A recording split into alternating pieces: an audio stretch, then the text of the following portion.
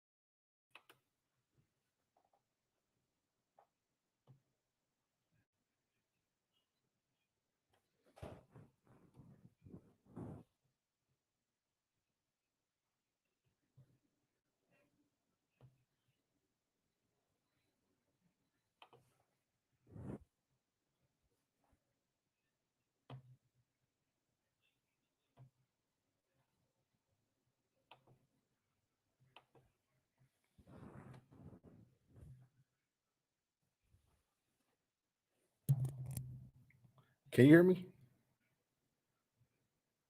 Can you hear me? This nigga here. Can you hear me?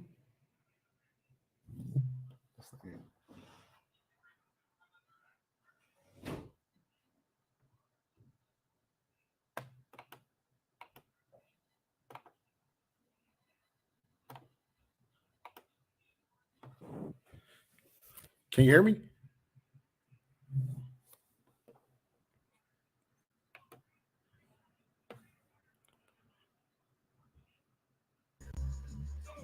Mike Dizzle. Can you hear me? I can hear you.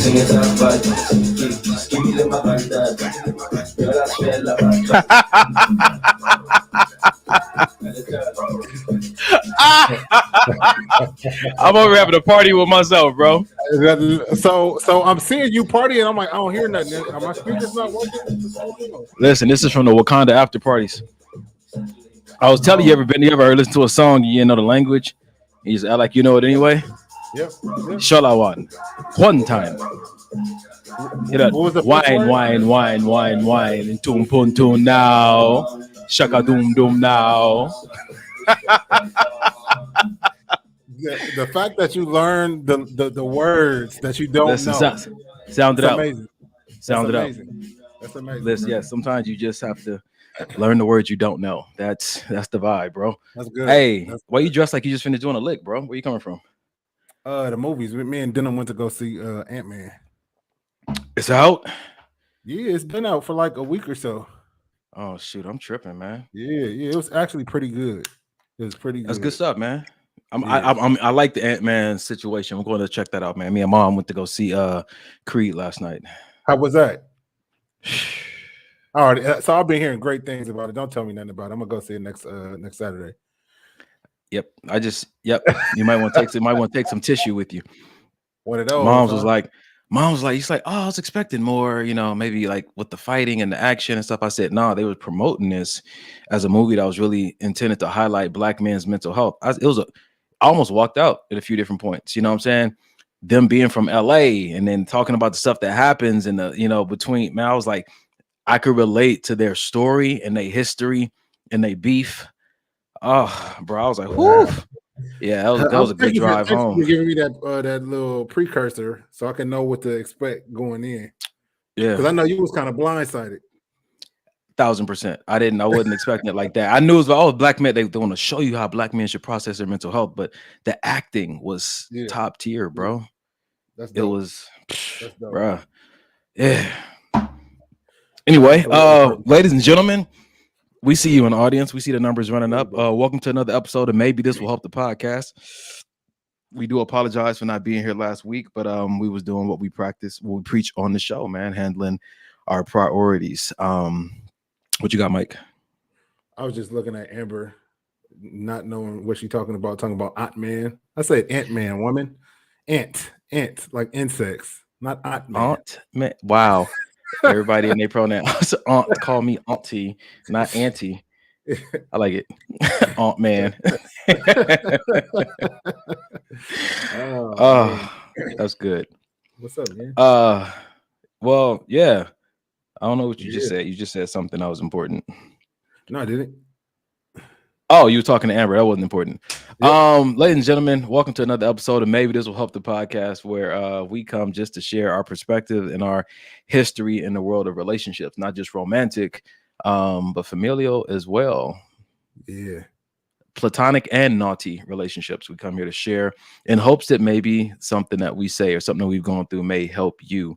And again, we say it's two-sided. So if you got something you want to add to the show, some kind of content, something you think will help, just go ahead, throw it in the chat and we'll throw it up.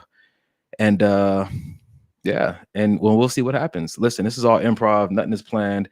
We about to have a candid conversation about some memes and videos we've seen online, and that's gonna be the night. You know what I'm saying? Tag somebody. If that's how God leads us, maybe we will, maybe we won't. You heard something? What'd he say? We just ain't got started yet. You know, the last time me and Deb did the show, that was our goal, but the show went a completely different direction. I wouldn't say God was even a part of that episode, but I think that you wasn't on it. I don't think he showed up to that show.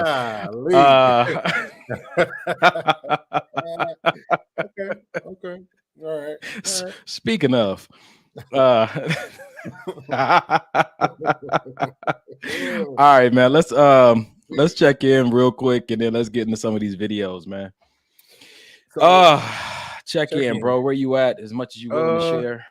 Yeah, nah. You know, so I was actually thinking about that while me and Dylan were driving home about this little check-in piece, and I was going back and forth. Am I gonna give the check-in that you know I usually give, or an autopilot check-in? I was like, nah, I'm a check in the way, you know, I would check in to my brothers, you know, like I usually do. So I'm doing terrible.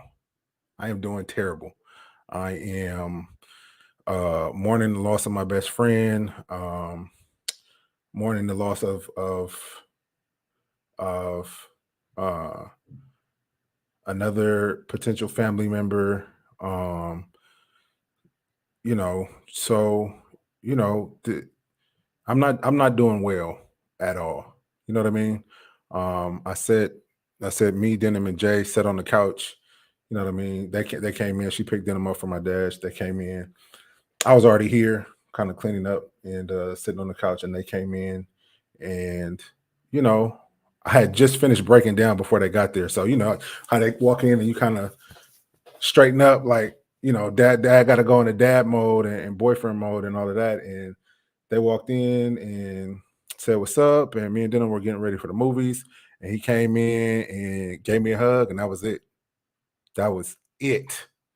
Broke down, cried like a baby. Denim started crying like a baby. Jay started crying. Everybody just in there crying, just crying. And I was telling, and love it. After it was over, it was nobody said anything. Nobody asked any questions. It was just like, this is what the family needed right in this moment. We just need to cry together. And you know, it helped a lot, man. It helped a lot, man, because you know, I'm big on right now allowing Denim to see my emotions, whether it's upset, was happy, sad, crying, you know, and I'm very candid with him, whether daddy messed up or coming back and telling him I'm sorry. So, you know, I'm just hoping that, because growing up, I never saw my dad cry ever, not until I was an adult, probably in the 2000s era, 2000, maybe 10, did I see him cry for the first time and only time in my life. So, you know, I think that had a lot to do with how I was raising Denham before. Not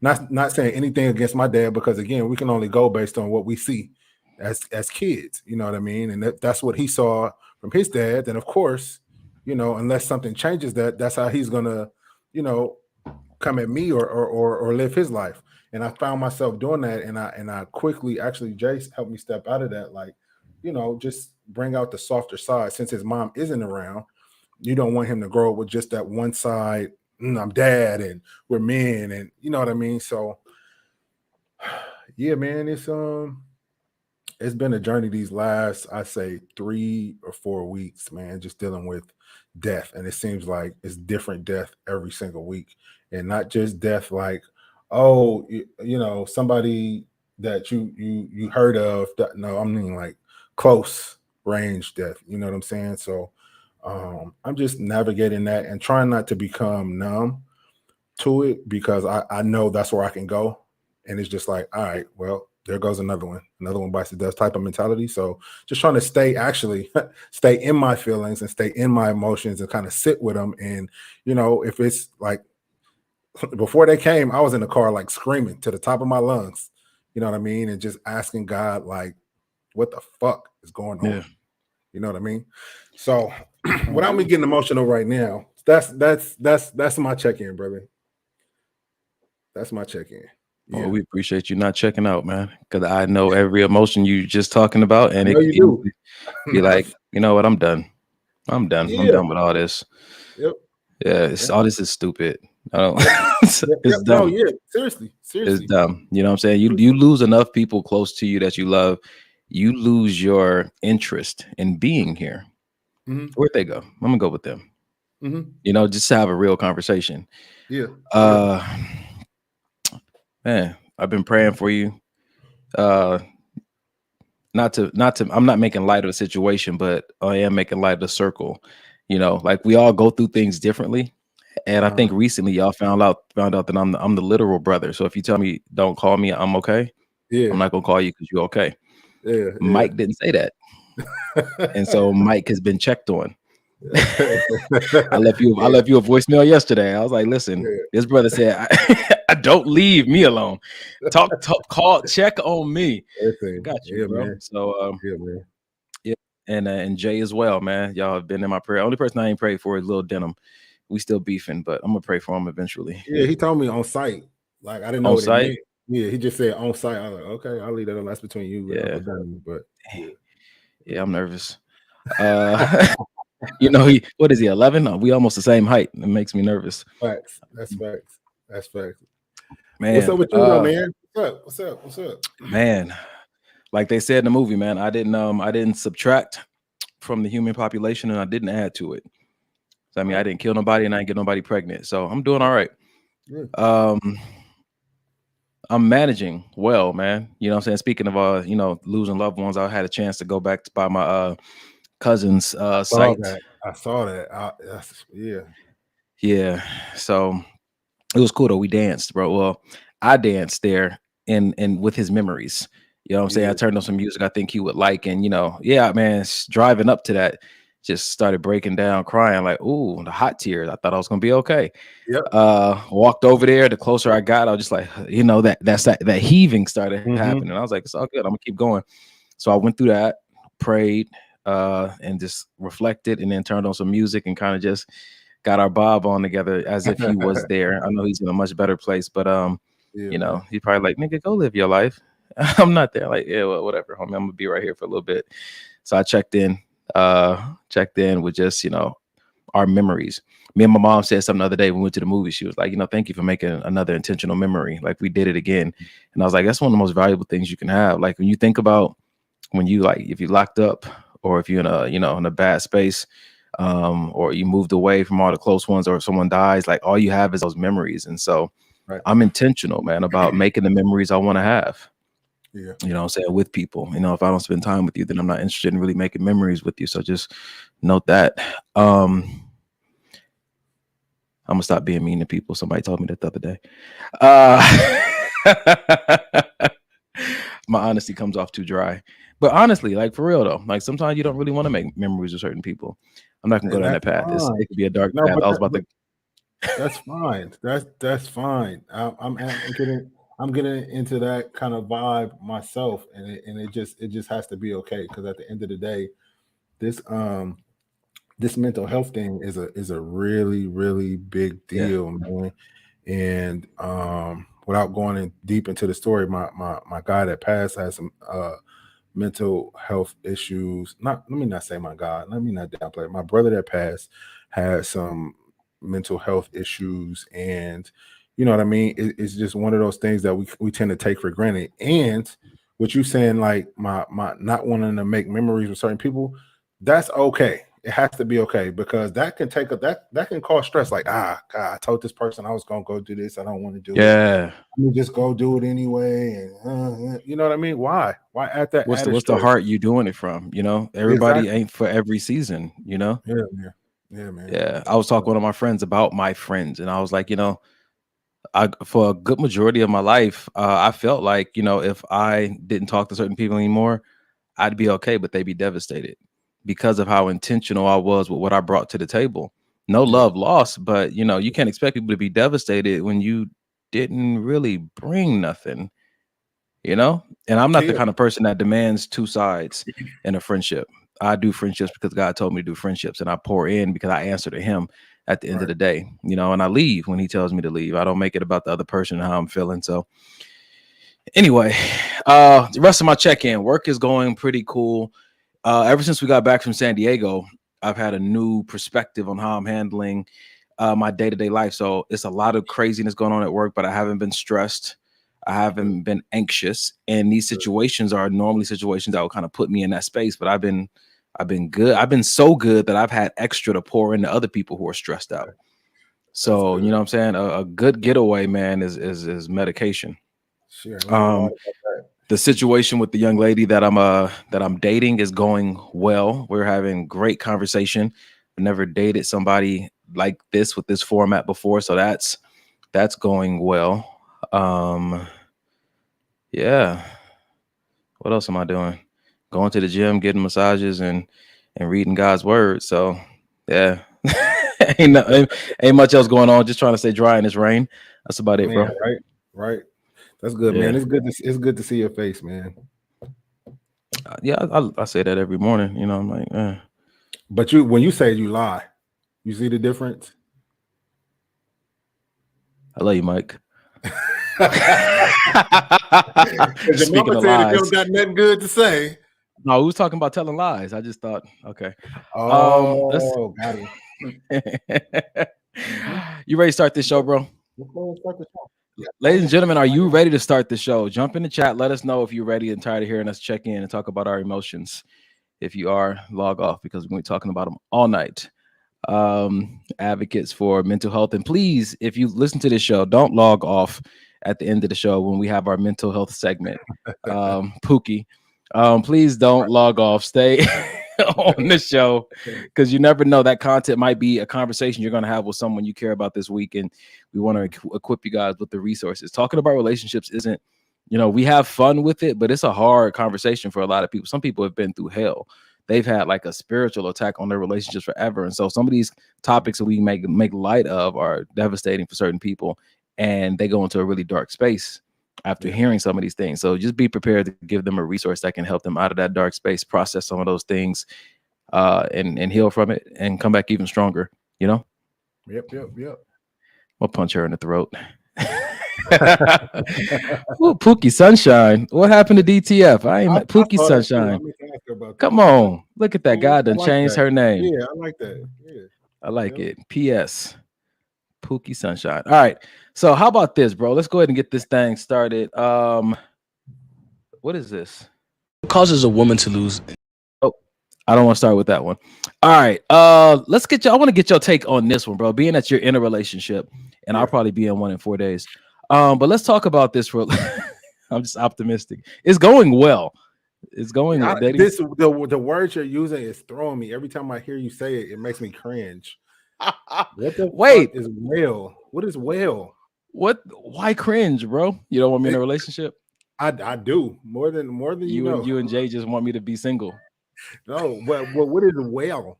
The relationship's going well. Healthy. Okay. It's healthy. Let me it's not, so we're not in a relationship. We're just dating exclusively, but the process is healthy. Okay. I got you. I think that's how that, I mean, after you've been through so much stuff in the dating world, yeah. I have what I look for is healthy. I'm looking for healthy now. Healthy conversations, healthy habits, healthy behaviors, healthy. I'm just looking for healthy. And this is healthy. You know what I'm saying? We're not there, but I'm dating someone and I'm doing dating exclusively, and it's healthy. And it's nice to be in a healthy environment with someone who is as interested as you are and going at God's pace. Healthy might be underrated. All the other stuff you're looking for, chemistry and attraction. Is it healthy to be there? Yeah. That's all. I like it. All right. So let's talk about this. 3 green flags is if she has a good relationship with her mom and her father. Yes, I ask these questions. Oh, this nigga E really be dating these women to fucking get married. Here's why. You understand her dad, understand what kind of guys she wants. That's what she grew up on. If you see her mom, you understand how she's going to treat that guy. Some girls can have a great father and a bad mother, which means they look for the right guy, but once they get you, they won't know how to handle you. They'll like disrespect you, talk to you crazy, whatever. Some girls have a great mother and a bad father, meaning they know how to be feminine women, but they fall for the wrong guys. If both their parents are like good, it's a great sign. Hard body. 3 green flags. What you think, bro? So initially when I heard it, I wanted to devil's advocate it, but looking back on my dating resume, I would actually have to agree, just on my personal statistics. You know what I mean? Meaning dating women that maybe, mom wasn't around was one kind of way. If dad wasn't around, it was one kind of way. If both parents were there, like the relationship I'm in now, and they're both good parents, then you get a different type of woman, which is what I feel like I have now. You know what I'm saying? So yeah, man, I think that, yeah, but I still feel like you can have a great woman and maybe both of her parents weren't the best parents, because at the end of the day, you get to a certain age to where, you have to make your own decisions. Am I going to be this way, or am I going to be better? You know what I'm saying? Am I going to choose to live, how I saw my dad beating up my mom all the time. So am I going to choose these wrong guys and get into these abusive relationships? Or am I going to break that cycle and break that curse and do something different? So I wanna throw this out there. Yeah. So I'm thinking in my mind, something that came up was, just because you're somebody's father or mother doesn't mean that you're their parent. Yes. And I say this from the same thing. Like I heard a pastor say it before. He said, just because you attend my church don't make me your pastor. I'm not your pastor until you submit to my leadership. Yeah. And I think that, when I look at this video from the perspective of, if the mother and the father, who did you really let mother you and father you? Was it the movies? Was it the culture? Was it music? Was it your friends' parents? Like, who had the most influence over what you thought a mother was and what you thought a father was? Might be a better indicator on how that person might approach relationships moving forward. Yeah, because I wonder, well, he did that for women. I wonder if that same equation could be applied to men. If we had a healthy relationship with our father, we know how to be a good man, but a bad relationship with our mother, we pick toxic women. I wonder if it goes both ways. But if I do what you did and look back over my past relationships, I actually was talking about this video last night with my mom, and we said it's incredible. I don't think anybody's had this conversation that I've heard of. We talk about the absent father, but we don't talk about the toxic mother that much. So many women that we named have horrible relationships with their mothers. And we're like, that it's like it's a big issue when we started really naming the names and thinking about like, yo, no, she doesn't have a good relationship with her mother. I did that for people my age that I know, and she did it for her age group, and she was Right. just like, yo, we're like, God, Leah, never thought about this. Like Wow. these women have these horrible relationships with their mothers. And then when you and then when they get older, it's one of those things where like, no wonder you turned out the way you turned out. And it's unfortunate, but like you're a replica, like they have these horrible relationships, and even go as far as to say they hate their mother, they don't want nothing to do with their mother, like, you know what I mean? And then you end up being just like her. And I said that last night with my mom. I was like, so I've heard women say that I don't want to be anything like my mom, but then there was some good things about her. But because your effort is so focused on not being anything like her, it's like you're missing out on something that could have been positive that was passed towards you. And this whole resistant thing shows up in your relationship, right? But I think it goes back to what you said. Just even if that was your experience, you still have a choice in all that. You can choose to say, hey, that's not going to be me. And I think that will require you to maybe have somebody else in your life that you could look to and be like, yo, this is how I'm gonna be. I'm gonna be like my homegirl's mom. You know what I'm saying to you? Like I was telling my mom after watching a movie last night, because you know, I share so much online. She's like, baby, I didn't even know that. Like we talk about so much, but it's so much to share. And she was like, you know, do your friends ever feel that way about you? I said, no, mom, I felt that way about them. In high school, my 3 closest friends all had their fathers. And they were present, active fathers, all of them. And she was like, I didn't even think about that. That's wild. That movie's gonna bring some stuff up, but it makes me think like, well, my father not being there, and I've called myself, and many people have called me like, you know, you're a good man. Said, so where did I pick this up from? You know what I'm saying? And my first answer is always, you know, the cartoons, He-Man and Popeye. But then my grandfather was a good man, but I didn't really see him do husbandry. I didn't really see. I saw it, you know, at occasions on church whatnot. I saw him more the man role than I saw him in more of the husband role. So I'm like, really have to sit back and think like, where did I learn these things from? You know what I'm saying to you? Or anyway, yeah, those are my thoughts. What was the consensus? Where do you think that you learned it from? So because this was just last night, I'm still thinking about it. I got you. That's why I thought it'd be a good conversation to have on the show. How you guys feeling about this in the audience, man? I like what Vicky said. Vicky said this is when you really need to find out who raised you. It is worth looking at, like, yo, where did these traits come from? These ideas come from? These beliefs come from? Because we talked about how your behavior is driven by a belief. So where did these beliefs come from that a man should open my door, but I shouldn't reach over and open his? Where did these beliefs come from that a man should pay for dinner or we should go Dutch? You know what I'm saying? Where did these behaviors come from that, you know, I'm not your mama.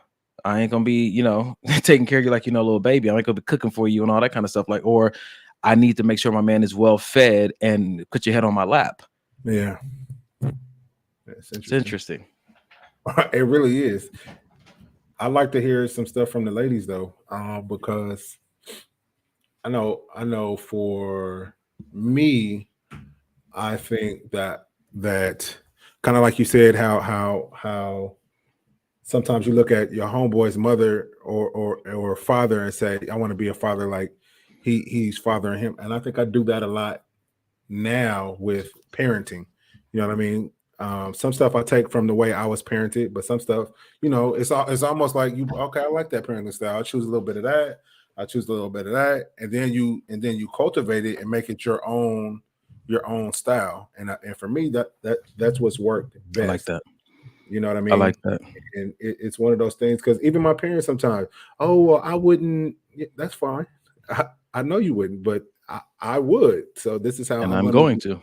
Yeah, and I'm going to. And, you know, and it's one of those things where you can't just do things because this is what I've seen, so it must be right. You got to question stuff. You got to always be upgrading everything. Yeah. You know? I like that. Student, just continue to be a student of it. Yeah. I also like what Sylvia said. I appreciate this. That's why I'm gonna say your name right tonight, Sylvia. At the end of the day, your father must have had some of those traits. Your mom dealt with him at one point he wasn't all bad. And that's one thing I do know from my mom. She always tells me the things that I got from my father that she loved, and he wasn't a toxic man. You know what I'm saying? Their relationship didn't work out because the lifestyles just weren't going to match after a while. But he wasn't a toxic man. A toxic man never abused her. You know what I'm saying to you? So when I thank you for bringing that up, because, you know, some of that stuff could have been passed along in the dinner, you know, and I appreciate that. That's facts. Yeah, that's good. Like my love for photography, I didn't find out until I was deep into my photography business that my dad met my mom with a camera. He was a photographer. He met her on the street that alongside the side street that I live off of right now, and asked to take a picture of her. And that's how they met. And, you know, they ended up getting married, and you know what I'm saying to you? So it's just like, brother had game. Yeah. That's pretty deep. So I found one of his photo albums years later and looked just like my portfolio, brother. Let me just say that. Oh, got it. Yeah. Oh, yeah. Okay. All right. We'll leave it at that. If you know, you know. Yeah. All right. That was a good little start off. I got a path for us to go down, bro. You ready? Yeah, let's do it. Because we're talking about like some of the traits we pick up from our parents, right? Mm-hmm. And then we talk about some of the things we struggle with in relationships. And so this topic has come up often about women having that masculine energy, or women always talk about the tone men talk to them in. Here's a video that I found that I love that whoever's watching needs to see it. That's why you're here tonight. It's going to be this one video right here. What? Yeah? I already know that. Yeah, I like that. No, you shouldn't do that. But what if you didn't do it? What? Yeah? I already know that. Yeah, I like that. No, you shouldn't do that. But what if you didn't do it?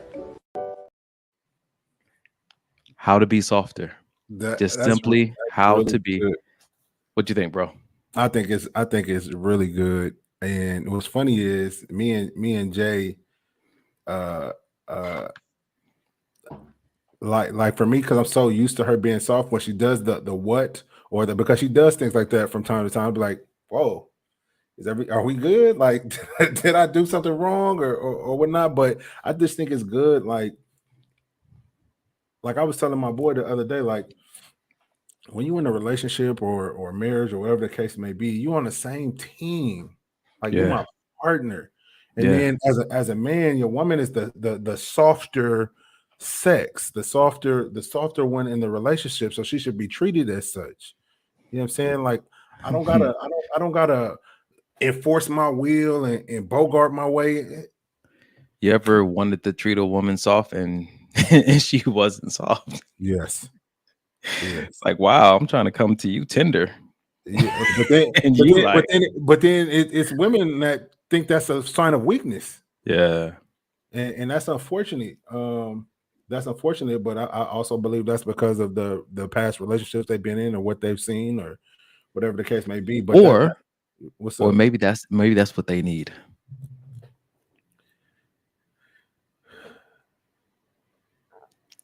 Mike is like, because it's just the word need.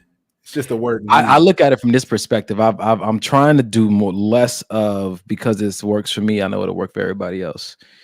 And I know that some people they're not interested in that kind of man because that doesn't work in the environments that they roll in. It's almost like, how soft do you need your chick to be if you're a street nigga, you know? And that's the kind of life that you live in and the purpose you're trying to work out. Like there may be a different type of woman that you need by your side. And so when I said need, maybe they need a man who, you know, talk to him crazy. Yeah. Maybe that's what gets them going. That's their love language. I don't know. I'm getting to that place where I'm just like, okay, just because it's good for me and it works for me doesn't mean it works for everybody else. Unless I see it in the word of God, then that's just like it's the final law. Agreed. No, I agree with that. All right.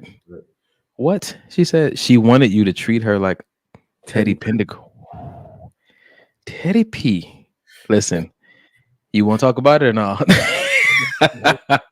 Look, Mike Height. Just for those who are just chiming in, man, I just want to play this one more time before we move on. What? Yeah? I already know that. Yeah, I like that. No, you shouldn't do that. But what if you didn't do it? What? Yeah? I already know that. Yeah, I like that. No, you shouldn't do that. But what if you didn't do it? And it's like you can interpret them the same way. Like they're both. That's just how she responds. Or that's just her personality. But I'm not saying it's a mandate. But just for those women I've had conversations with who are, and I've had maybe like 3 or 4 in particular, who are actively trying to learn as a skill set how to be softer. Mhm. You know, maybe this will help. Yeah, I like it. And it's so funny how just those little small changes can de-escalate certain situations. Man, it could listen. de-escalate certain situations. Say it again, Quick. bro. That's it. You know, because sometimes, you know what I mean, and that goes both ways. I'm not going to even just say if a woman comes at you softer. Sometimes a man needs to come a little bit softer too, pause, in order to de-escalate certain situations. Because at the end of the day, if we trying to communicate, you trying to communicate your point, I'm trying to communicate my point, and we keep clashing, and then emotions are involved. Now nobody's hearing nobody. But one quick, you know what? I get what you're saying. I just that right there could change that whole thing around. Listen, though, that's the thing about it. Emotions are always a part of the communication process. Yeah. But are you trying to communicate your point, your idea, or your emotion? A lot of times we're in conversations with people and we are getting passionate and we're getting hot, and not because we're trying to convey a point. We're trying to convey an emotion. I want you to feel what I'm feeling. And oftentimes that's where the conversation goes left, because it's no longer about exchange of information or exchange of perspective. It's about, I need you to feel what I'm feeling right now. This is how I feel, and I want you to feel it, or we're not going to be okay. Yeah. That's where you get into those arguments, and that can lead to a dangerous place. Yeah, and I tell people this often, and sometimes they don't believe me, sometimes they do. But as long as me and Jay have been together, and it's been like 3+ years, we've never gotten to one single argument. I love and it. it ain't, and I tell you, it ain't because of me, because I'm used to. That's what I'm used to. Being with Denim's mom and being with other women after her, I'm used to the back and forth, the tennis match, and I pop off here, you pop off there. But she don't do that. She talk even during times where I stepped outside of our relationship, and she probably should have hauled up and slapped the dog shit out of me. It was still a calm conversation, just trying to understand, and it just does something to you to where this is how I want my life to be. I just want my life to go just like this. Let's go. You know what I mean? Let's go. Women, I feel like if women understood that, and if men understood that just the way you come at your partner and how much of a change and impact that can make on your relationship as a whole, I think we see a lot more conversations like that. But listen, somebody said it earlier in a chat though, and they were chiming in on what you said about, being partners. People come at you the way they see you. So if you coming at me crazy, you're not looking at me as a partner. You don't believe I'm your partner. You don't see me as your partner.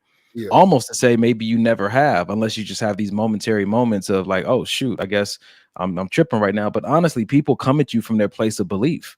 You know what I'm saying to you? Like if I come at you, I'm not gonna go there because that was a private story between the circle. So I'm not gonna use that one. But there's been instances where I've seen people have like these heated conversations. They use very weaponized words. They use words that can cut. I'm like, why would you want to cut your partner? And the truth of the matter is that they don't see them as a partner. They're with them, but you ain't my partner. It's still mine and it's still yours. It's not ours. You know what I'm saying to you? And that's the kind of stuff you look for, how people communicate to you in those emotional states. Like when they have a lot, are they saying us and ours? And when they have little, are they saying us and ours? Or are they saying mine versus yours? Like that's just little stuff to look for. But yeah. Speaking of your arguing or your lack of arguing, your non-arguing relationship, I love it. Yeah, I like what Sylvia said. She said when a person cares, they'll attempt to learn. She didn't say that they'll know or they'll attempt to. And to me, that's all I need. Just try to understand my perspective.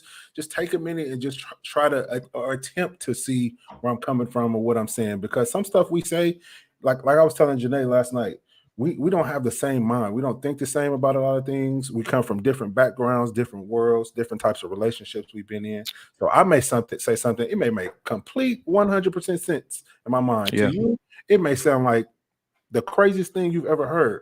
But what I can respect is you trying to at least understand or attempting to understand where I'm coming from. Yeah. We said that on the show, and it stuck for a few episodes, and it just went back out the window. We said, why don't we start asking more clarifying questions than thinking like, I know, I get it, I get it. Like somebody, you've ever been in a conversation with somebody, and they be like, you know what I'm saying? You're like, yeah, I get it, and this is crazy because you, like, if you really don't get it, instead of trying to give them what you got so far, just, I'm not really following you. Explain that in a different way. You know what I'm saying to you? Sometimes people's, their analogies or their perspective is said with so much emotion, it's not really conveying a complete thought. And there's nothing wrong with asking. I think that care component does ask for clarity, ask for a clarifying question. And on the flip side of that coin, because you've been in a relationship for umpteen years, and you can't just assume like, oh, you should know that. Why should they know? That because they've been with you for a long time, that don't mean nothing. Like people change, people's mindsets change, you know what I mean, on a daily basis sometimes. And sometimes, you know what I mean, in that heat of that moment or in that heated debate or argument, whatever the case may be, their mind not be on what happened 13 years ago. And so you're saying, oh, like, no, come on. That might be deep in the library somewhere. Right. Everything ain't on the forefront of my mind at all times. Yeah, man. Yeah. How about this, though? I like what Vicky said. Vicky said, Donovan, could it be that they haven't been taught healthy communication? Some people view disagreements as I win, you lose type deals, even when dealing with their loved ones. That's true. I have to say that. Some people do partnership differently. So maybe they do see him as a partner, but they see him like, like Kobe saw his teammates. Like, if y'all messing up, I'm gonna score. See, and I hear that, but I've always been taught that when you're in a relationship, we're supposed to be on the same team. And that's funny. I was just telling my son's basketball team, I was just coaching on Friday, and I had this conversation after the game. I said, I see people pouting and down and upset and mad, and we won. I don't understand, if we're on the same team, how can you be mad because you didn't get to be the star or because you didn't get to score a certain amount of points? Like, we won. At the end of the day, if the team is winning, I'm winning. If Janae get a raise for X amount of dollars, I'm winning. I don't care if it's more than me, or I don't care about none of that shit. Like, if you're winning, then I'm winning. Period. Yeah, those things reveal people's, their real heart. You know what I'm saying to you? That's good, man. That's good. Let's do this, man. Since we're talking about arguing, I really like this video, bro. You should have some criteria that must be met before you argue with people. Arguing with everybody is an indication that you have no intellectual standards. Your standards need to be higher. So you at least need to read something. You trying to argue based on your opinion. I'm not about, you want to argue. You want to argue? I'm not about to argue with you. You mad. You big mad. One of the presenters in my group this week says something so strong. She talked about turtles and giraffes, and she says, they both animals, but they see different things. You're trying to argue giraffe issues with people who got turtle positioning. Bruh, my life is never going to be the same. I need to have standards of who I'm not about to argue with you, because I'm sharing information and content that I've been studying and researching. You're just arguing that with what you feel. If we were gonna go feelings, then that'd be fine. But no, that's just crazy. And that turns thing, because I've been in situations like that, and you almost wake up like, I'm really sitting here arguing with a person that don't know what the hell they're talking about. I'm giving you all this good energy I had, and now you're turning it into something negative. Now I find myself, now we just arguing. Now I'm not making sense, you're not making sense. Now we just arguing for the sake of arguing. The topic, the point that we were initially talking about has been so diluted with bullshit, it's not even worth talking about at this point. It's nothing wrong with saying I'm not qualified to have an opinion on this topic right now. I don't know. I like that, and you know, you can't blame nobody else for being sucked into an argument. That's No, it's RSVP. You can always say I'm good. You can always say I'm good, but I know too many people who just anybody can trigger them. And and Mike, you can attest to this. I've tell the circle all the time, don't take the bait. Like the enemy is always trying to rob you of your good energy. The enemy would love if he could take you to work, Mike, and just rob you of all your good energy and leave Jay and Denim with just scraps because you allowed everybody access to like how you really feel. Because you're like, you can just give them the shoulder shrug. Like, nah, I can't. If I look at my energy as, you know, mental currency, you know, it's like I can't spend this money on you, man. I got a son who's gonna need my attention and love later on. I got a woman, you know what I'm saying, who needs, you know, some intimacy and some us time later on. I can't go home broke emotionally, you know what I'm saying, broke psychologically, broke mentally, with nothing to give the people I really care about because of you. Yeah, that's good. What you got to say, Jay? He's so right. Everyone doesn't deserve your response. They don't. We don't. That's good. We don't. Again, we don't. We don't need an audience with everybody. We don't. There it is, Sasha. You're just arguing to hear yourself talk, but you're not listening to anything. Sometimes you let people argue with themselves. And I feel like a lot of that, at least for me, because I used to want to be one of those people, if I'm being transparent. I think that's because, you know, your ego starts to get involved. And now I'm not going to be wrong. I may not know nothing, but I'm not going to be wrong. So I'm going to just go ahead and go back and forth because my macho ego says I can't let this person win. And it's like, win what? What are we winning? Win like, what? You in this match with yourself. You think this other person is in the match and they're not. It's just you. But in your mind, if I could just get this one up, then I won. And I can go back and tell my friends I punched my partner. My guy, you win. You got it. You got it. Now let me talk about like how you do this. This is phenomenal. Reginald said, in my relationship, we don't have volatile arguments because we created true lines of communication from the start, created it and stuck to them. Yes, I love that. You've created the standard from the beginning. Like this is how we do things. This is how we operate. This is our flow. You know what I'm saying? The girl I'm dating, she asked, what are your core values in life? Like for you, and then like for, you know, how you deal with other people. You know, knowing that somebody has like a protocol by which they approach life is good. It's good to know what that protocol is, because if not, any and everybody can have access to their emotions and their feelings and, you know, them at any moment in time. And if do you really want to date somebody that everybody has access to them like that?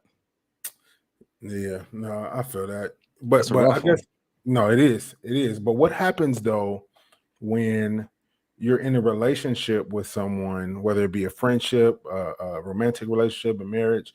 What happens when you're in this relationship with someone and they don't have those communication skills? They don't know how to communicate properly, and also they're not willing to learn. You know what I mean? Because some people, you try to teach them, it's like, you're not my daddy, you're not my mama, you can't teach me. You know what I mean? They come with that kind of attitude. My question is, how did you guys ever get into a relationship? Was it easy. Sex?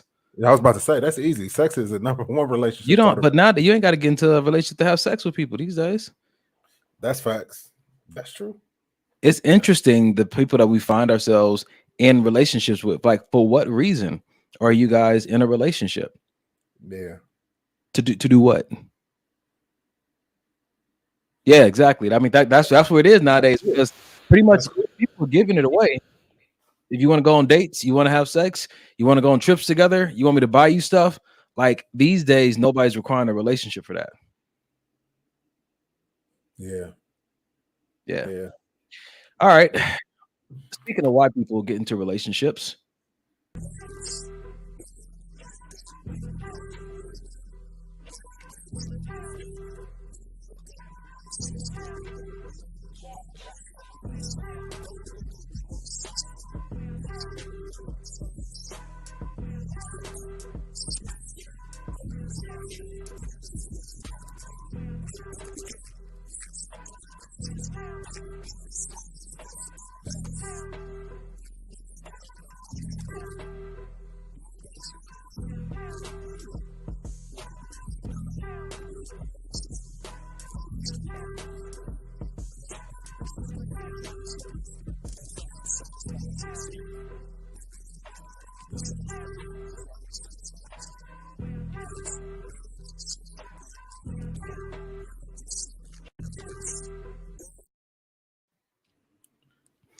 What you Yeah. think, Mike?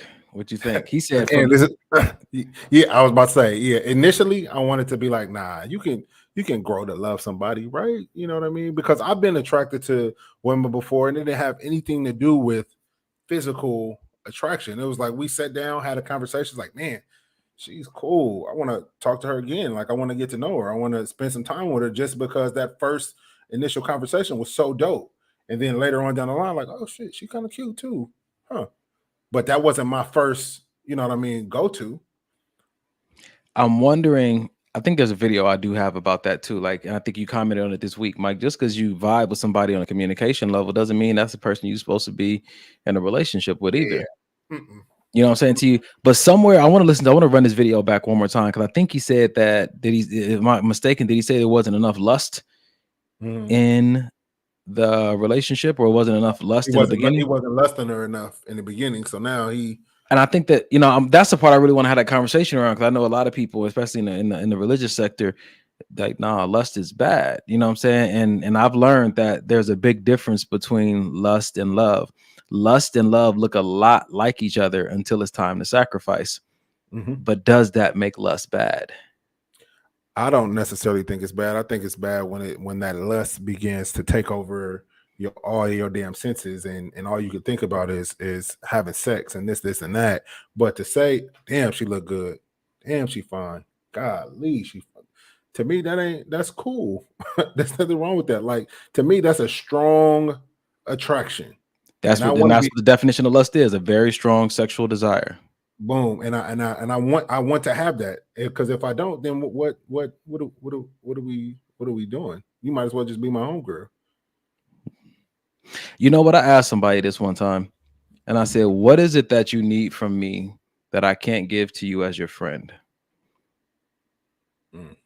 Because for me to become your man or your husband, for me, indicates that there's something in particular that I need this title or this role or this position enabled to do in your life. So what is that thing? Because if there's nothing that I need that title or role to be able to do, that means that everything you need from me, I can do from a friendship. Yeah, very true. And when I learned that phrase, I started using that as I progressed in my dating, environments. Like, what is it that I need from you that you can't give me as my friend? Yeah. And I think that's a good way of identifying that we can have all the chemistry. We can have all these great conversations and whatnot, and the totality of God's purpose for us can be fulfilled right here in this friendship. There's no reason for us to go any further as far as roles and positions are concerned. I agree.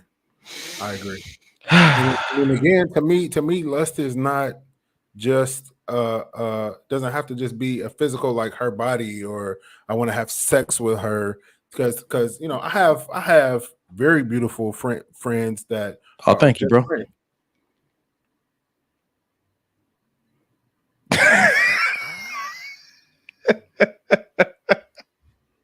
What's wrong, bro?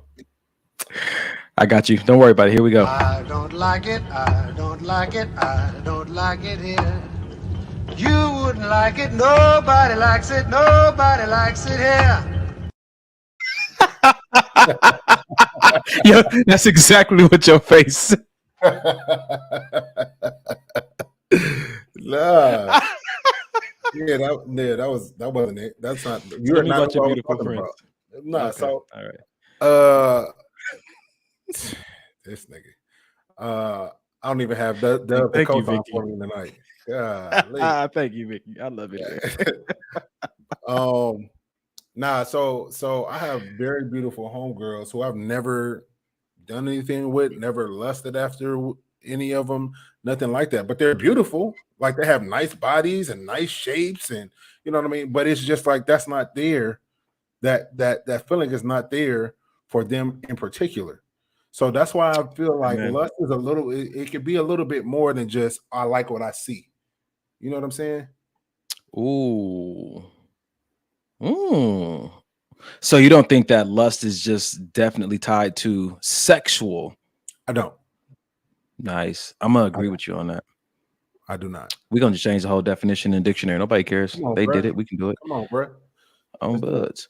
Yeah, I like it. get Mike excited over there. Hey, that was good, man. What y'all think in the chat, man? We got don't die, Isha. Don't die. Ali said exactly why I stay single. The only thing that separates a male friend from a partner is the sex or weekly visits. So why should I be in a relationship when I can just be his friend? I disagree with that too. Talk about it. Because me and Janae have never had sex. Well, you're gonna talk about it all then. Let's go. So only because I know she wouldn't, but so I don't feel like the only reason to be with somebody or be in a relationship with somebody is to have sex with them. I feel like there's a lot more that goes. It's a connection that's made that surpasses.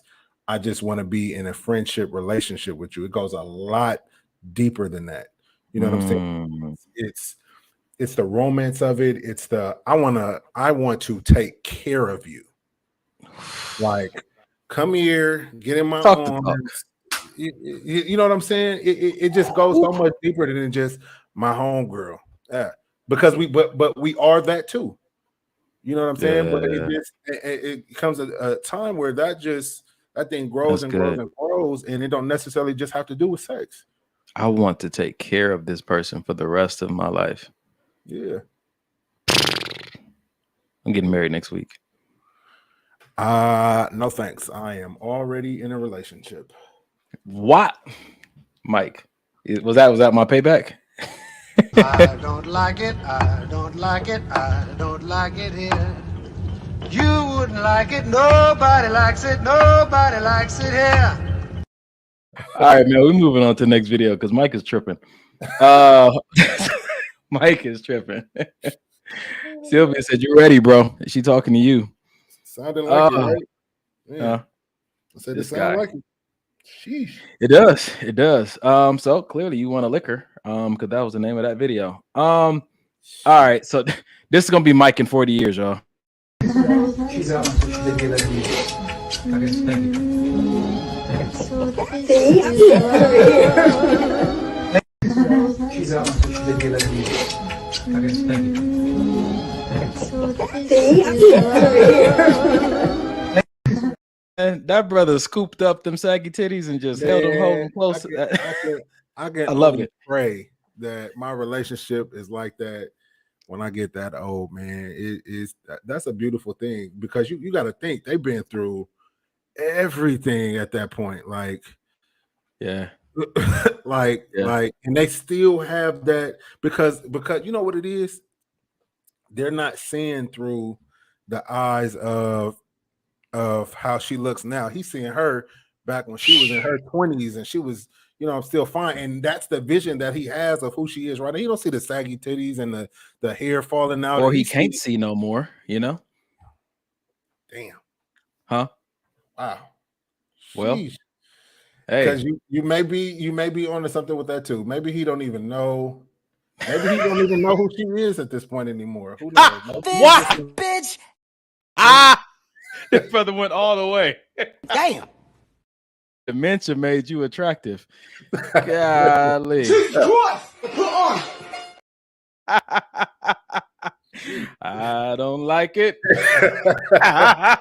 You just never know. God. Oh man, they are. I like that. See if they're dancing to their own music. Man. And that's what I want. Not just somebody that I don't argue with. We've been talking about that earlier tonight, but just somebody that you can just be in that space with, and y'all just be in your own little world and bubble right there out in public, and ain't worried about what people are saying or thinking or having to prove anything to nobody else. Y'all just in this. So this is love. Do. Like, live in that space with me. You know what I'm saying to you? Yeah. Yeah, man. Hey, I like this. Reginald said, "Thank you for your support, your insight, bro." He said, "I didn't physically touch my fiance for like 3 years because we was long distance. So I fell in love with her completely without effing it up with sex." So what's amazing is that me and Janae say that all the time, that if we could make it this far without having sex, just imagine when we do, like, we already have our building blocks to get where we are now. And although, you know, no relationship is perfect, ours ain't perfect either, but the fact that we're still building and progressing in our relationship. So then when you add finally sex on top of that, it's just like, damn, can a relationship get any better? Because I really do feel like sex sometimes can mess up the flow of relationships, because a lot of times instead of communication, we'll have sex. A lot of times instead of solving these issues, we'll have sex. Nothing is getting resolved. We just coming all over it. Well, you know, Babyface said, I got something that works better than words. Huh? Want me to play the song? I got it on my playlist. Go ahead, okay, brother. never mind. Oh, see? I know you are. Jay told me. Just slow down. It's almost time. So, ladies and gentlemen, it is halftime. Halftime already? Yeah, bro. Take it away, man. I gotta do some video stuff back here. Ladies and gents, thank you guys for tuning in thus far. This is our halftime portion of the show. If you guys are not following us on our socials, please go do so. Instagram, Facebook, YouTube. Maybe this will help the podcast. Please go follow, like, subscribe, share. In a second here, we'll be getting into the second half of the show.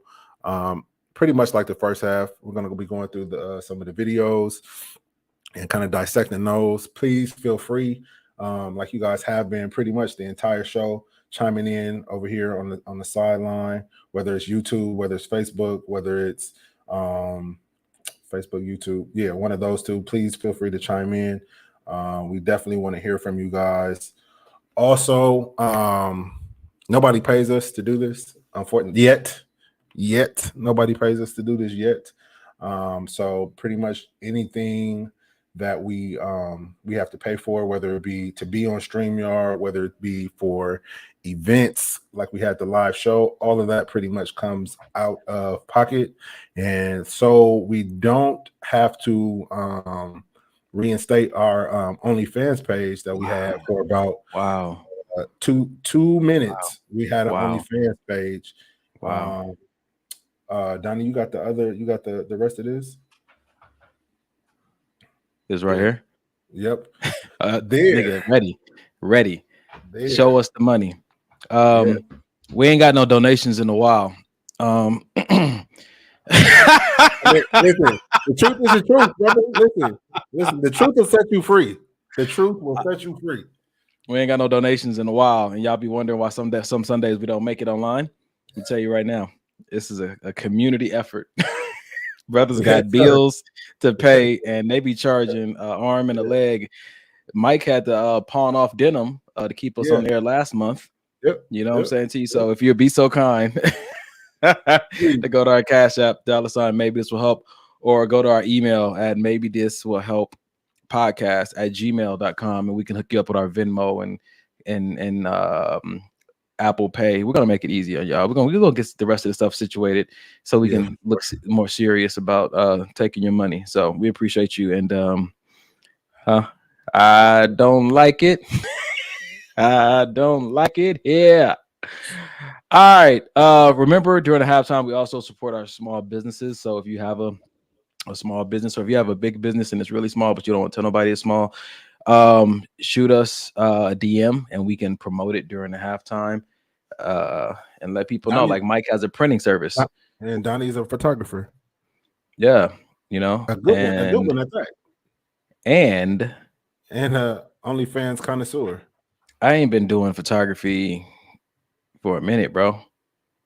Well, I need some stuff. I need a shoot. So we'll yep. Mm-hmm. Hey, Mama just sent us $20 on the Cash App.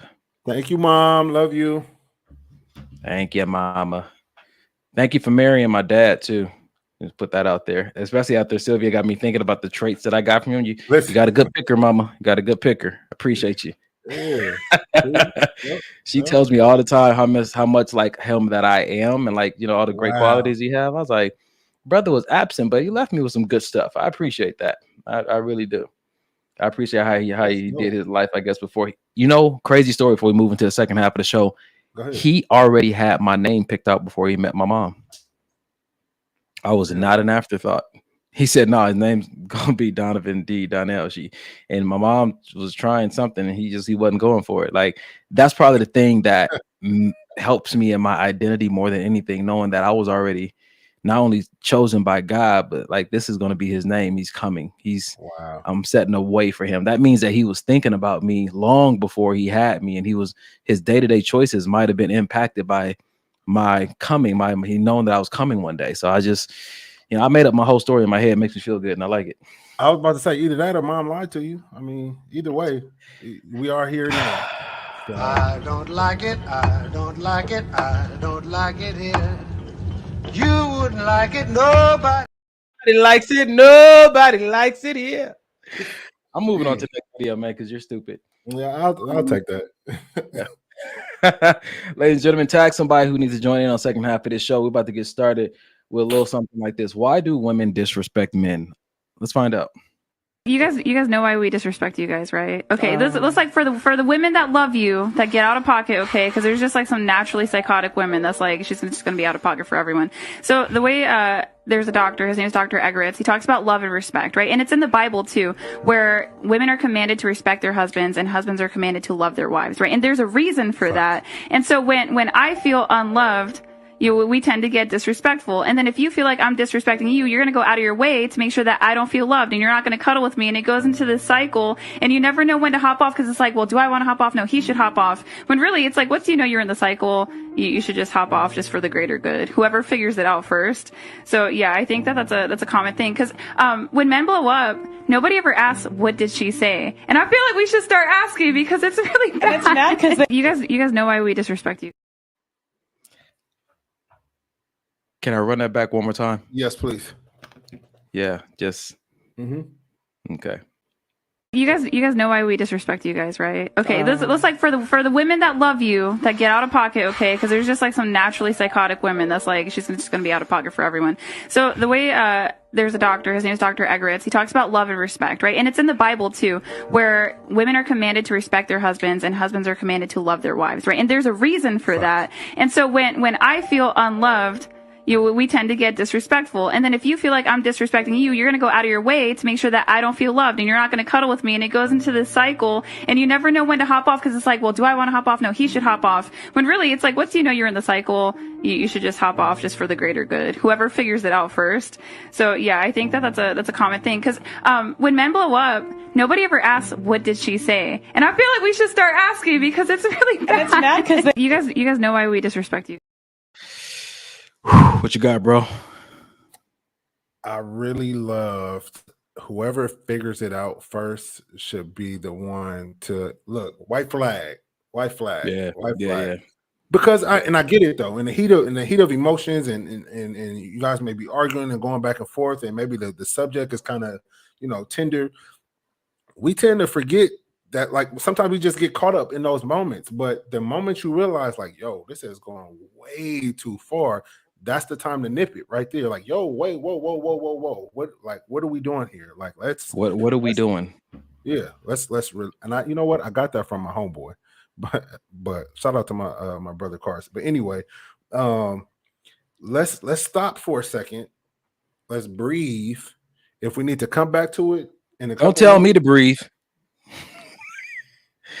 Yeah, but it's you ever been with that one? You ever been with that one? Yes, but I think it's still about how you have to really expose your heart in those moments, and it's scary because this person is mad. They know all your dirt, and they could easily say something to jab you or to stab you, and but you got to look. I don't want to. I don't like. Let's get it together. So let me tell you because I wanted to try that approach, because it seems like you're keeping the unity together. My mentor told me, he said the response isn't let's breathe, let's keep it together. The response is, I'm gonna take a breath. I feel like I'm disrespecting you right now. That's good. That's even better. Yep, I like it. He said, you turn that coaching on you, not on us, because you guys are beefing a little bit. He said, put it all on you. He said the only person that can fix it is a person that believes they broke it. And even if both of y'all broke it, you taking responsibility for the portion that you broke, if anything is going to help the other person be more accountable, it's not you pointing out to them what they don't see about them. It's you pointing out the role that you play and being willing to take responsibility, and then the love and the care they have for you has an opportunity to grab a hold of that same humility that you're walking in and say, okay, I'm gonna take a deep breath also. But I don't want to disrespect you. I don't want to talk to you like this. I don't want to treat you like this. You know, in my emotions. Let me just give me a moment to breathe, to find a better way to convey what I'm feeling to you, because I love you. Oh yeah, man. I like it. That's good. Real quick, shout out to Ali and Vicky. Thank you. We got your cash apps. We appreciate y'all. Thank you. Well, that's just wonderful. This nigga. I appreciate it. Yes. God bless y'all. So, Mike, we're gonna be on the air for March and April. Amen. I know, right? April, At least April is my birth month. I just wasn't sure if we had anything for y'all coming down the pipeline. Y'all thank Ali and Vicky for helping us out. Listen. Oh man. Well, let's talk about what happens when you choose to not stop disrespecting the person that you're with and treat them like they ain't got no other options. Here we go. Pay attention to the passport bros. Like, they're getting women from like the DR, Colombia, the Philippines, Thailand. Like women that can speak very little English, women that don't have education. And as far as Filipino women being uneducated, we have the same percentage of college graduates that you do. And what you call submissive is what we call being agreeable. Do I look uneducated, submissive, and desperate to you? Well, guess what? There are millions more like me over here, just waiting to have a shot at making your man happy. Oh, damn. Right, till next time, sirs. I'm out. Run that back. Not a Pay problem. attention to the passport bros. Like, they're getting women from like the DR, Colombia, the Philippines, Thailand. Like women that can speak very little English, women that don't have education. And as far as Filipino women being uneducated, we have the same percentage of college graduates that you do. And what you call submissive is what we call being agreeable.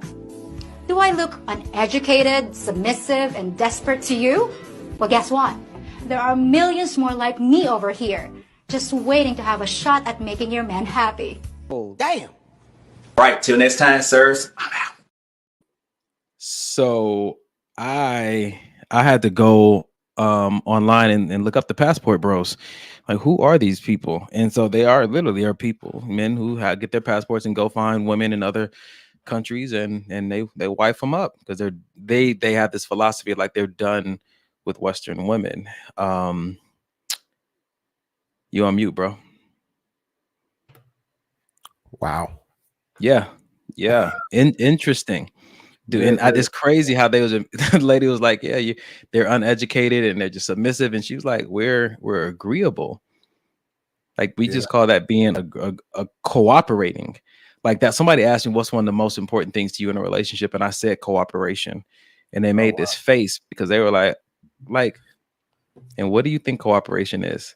Cooperation is just contributing to the vision that we both created together.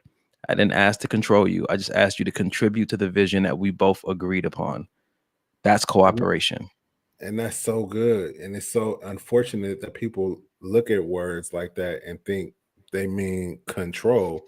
Because in order to have a co-op means two. So it can't be me telling you what to do. In order to cooperate, we got to have two people. And it ain't just you cooperating. I got to be cooperating too. We both working towards the same goals. Man, listen, the passport sisters. Pravina said, I have my passport and I'm going to Spain. She's been watching too many of those Netflix originals. Because Spain be coming with it with the Spanish Latin lovers on there. Everybody trying to get to Spain. All my homegirls trying to get to Spain. Get one of them Latin strippers. Do your thing, Suku. Do your thing. I'm going to Spain. Ali says several of my male military clients have Filipino or Asian wives. They treat them like gold for real, and their wives can cook. We ain't really that hard to figure out, ladies. And don't let Pookie get on here talking about I'm difficult and hard. She gonna take somebody. Pookie always tell me it'll take somebody real special for you. I ain't that complicated. I'm a simple man. I think once you get to know you are, but I think it could come off as complication. I do that on purpose. People I'm not interested in. Let's see. What else do we have here? You never made yourself look a certain way for somebody, so they would hope they wouldn't be interested. No. 150. Okay, I was about to say, Mike, I know you. I do it now, brother. What? Yeah. Stop opening doors and everything. Dude, I was interested in this Filipino girl once. We dated. The only reason we didn't end up working out is because she didn't want to do the long distance thing. Was she still in the Philippines? No, she was long distance out of state. I moved out of California. But the thing about it was that she was, you know you hang around with white people, you say you were whitewashed. She was definitely a Negro. She was embedded in the culture. So she was black. Yeah, it wasn't really, I didn't have an authentic Filipino experience with her, at least. I got some, Jay's got Filipino in her. Jay has got Wales in her. She is European. I had 1% Wales. Come on, bro. Hey, listen, don't trust those ancestry results, bro. They are what? Pravina said you're not easy, but not hard. What, Pravina? What does that even mean? No, but she said not hard D. So, wow. Listen, I'm working on that. This what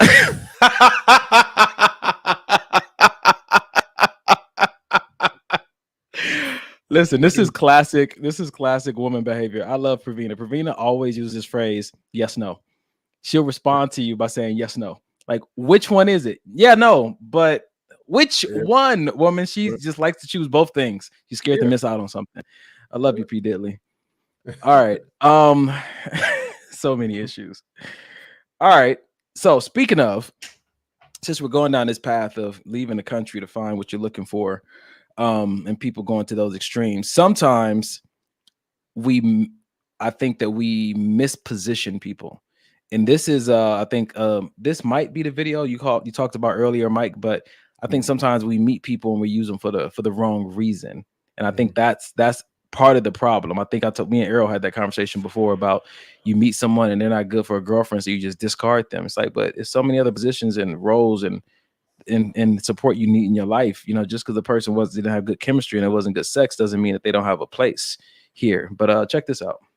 I struggle with in singleness, stewarding friendships. Because I'm like, yo, as soon as there's a woman or guy and I'm attracted to her, what's up with it? That's not how it should be. And I've actually found more fulfillment in the platonic relationships I have now than the romantic ones previously. Yep. Yes, sir. Yeah. And so a lot of times God will send people into your life. You were talking about how sometimes singleness can be lonely. God won't have you out here like that. He'll send friends, but they're friends. And if you pervert it and make it romantic, now you've missed the blessing that was in the single. Come on, oil. That's it. No. You better go back to that microphone and keep talking. That's all I want to say. I struggle with in single. Don't send me no pretty friends. It's too hard to figure out what you're here for. Why are you so pretty? What you here for? I'm gonna agree with that. I'm cool. That was it. That's why you and Pookie work out so well, huh? Agree. Ugly Pookie. I love you, ugly Pookie. Pookie, you are beautiful. Don't let Donnie say delete this brother's number from your phone. Pookie, I love you. You are gorgeous, and I love you, brother. It's too late. It is too. It's too. Ugly Pookie. Oh, look at this hater over here. Pravina said, "You got a pretty boss." I do have a pretty boss. I heard Pravina is my boss, and I do have a pretty boss. It works out well. So going back to this video, I think that the struggle. Maybe I just talk to myself. The struggle is that I don't really find a lot of people attractive. And so when I do see a woman that is attractive, immediately her file gets pushed in potential girlfriend wife category based off looks alone, because I don't often find people that I want to continue to look at. I don't know if it's because I was at the club and I've seen so many different types of women, or I've done photography and I've seen so many types of women. But when someone gets me visually, it's hard for me to be like, oh yeah, this is going to be a dope friend. Even though I know relationships they require more foundation and purpose, I can't sit here and act like their file isn't like, oh, friend, possibly more based on looks alone. It's tough. I think for me, since women have always been an issue for me, yeah, it's been difficult, especially new friends, old friends that I've had forever, like my god sister and a couple of other female friends that I have that'll always be friends no matter what relationship I'm in, single, in a relationship, married, always gonna be friends. That's different. But new friends, I just think we can be cool, but friends, What that it has mean? to be certain. It has to be like What's a levels. friend? It has to be levels. Like, yeah, we can. Hey, how you been? How you doing? You know what I mean? You good? Oh, cool. How's your kid? How's your kid? Cool. But like, hey, let's go to a movie. I'm not there. But again, you got to know yourself. You know, You got to know that's yourself. good. I'm not there. That's good. That's good.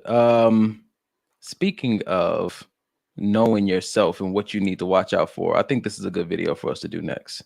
Tell me what you think about this. What is it that you have to disown so that you can become the better version of who you are? I disown that I have to be abrasive to get my word across. I disown that I have to be aggressive to be assertive. I disown that I have to minimize a man's ego in order for him to respect me. I had to disown that it was okay to diminish a man to nothing because I felt like it kept me in control. And realizing that my true value was not in belittling him, but lifting him up. And that all comes from a healed perspective. When you are healed, I don't have a need or desire to constantly control someone to feel like my life is going to be okay. But because I know who I am, whether you're here or not, I'm cool because I'm solid. So that way, when men come into my life, they are a addition to my happiness. What is it? Dang.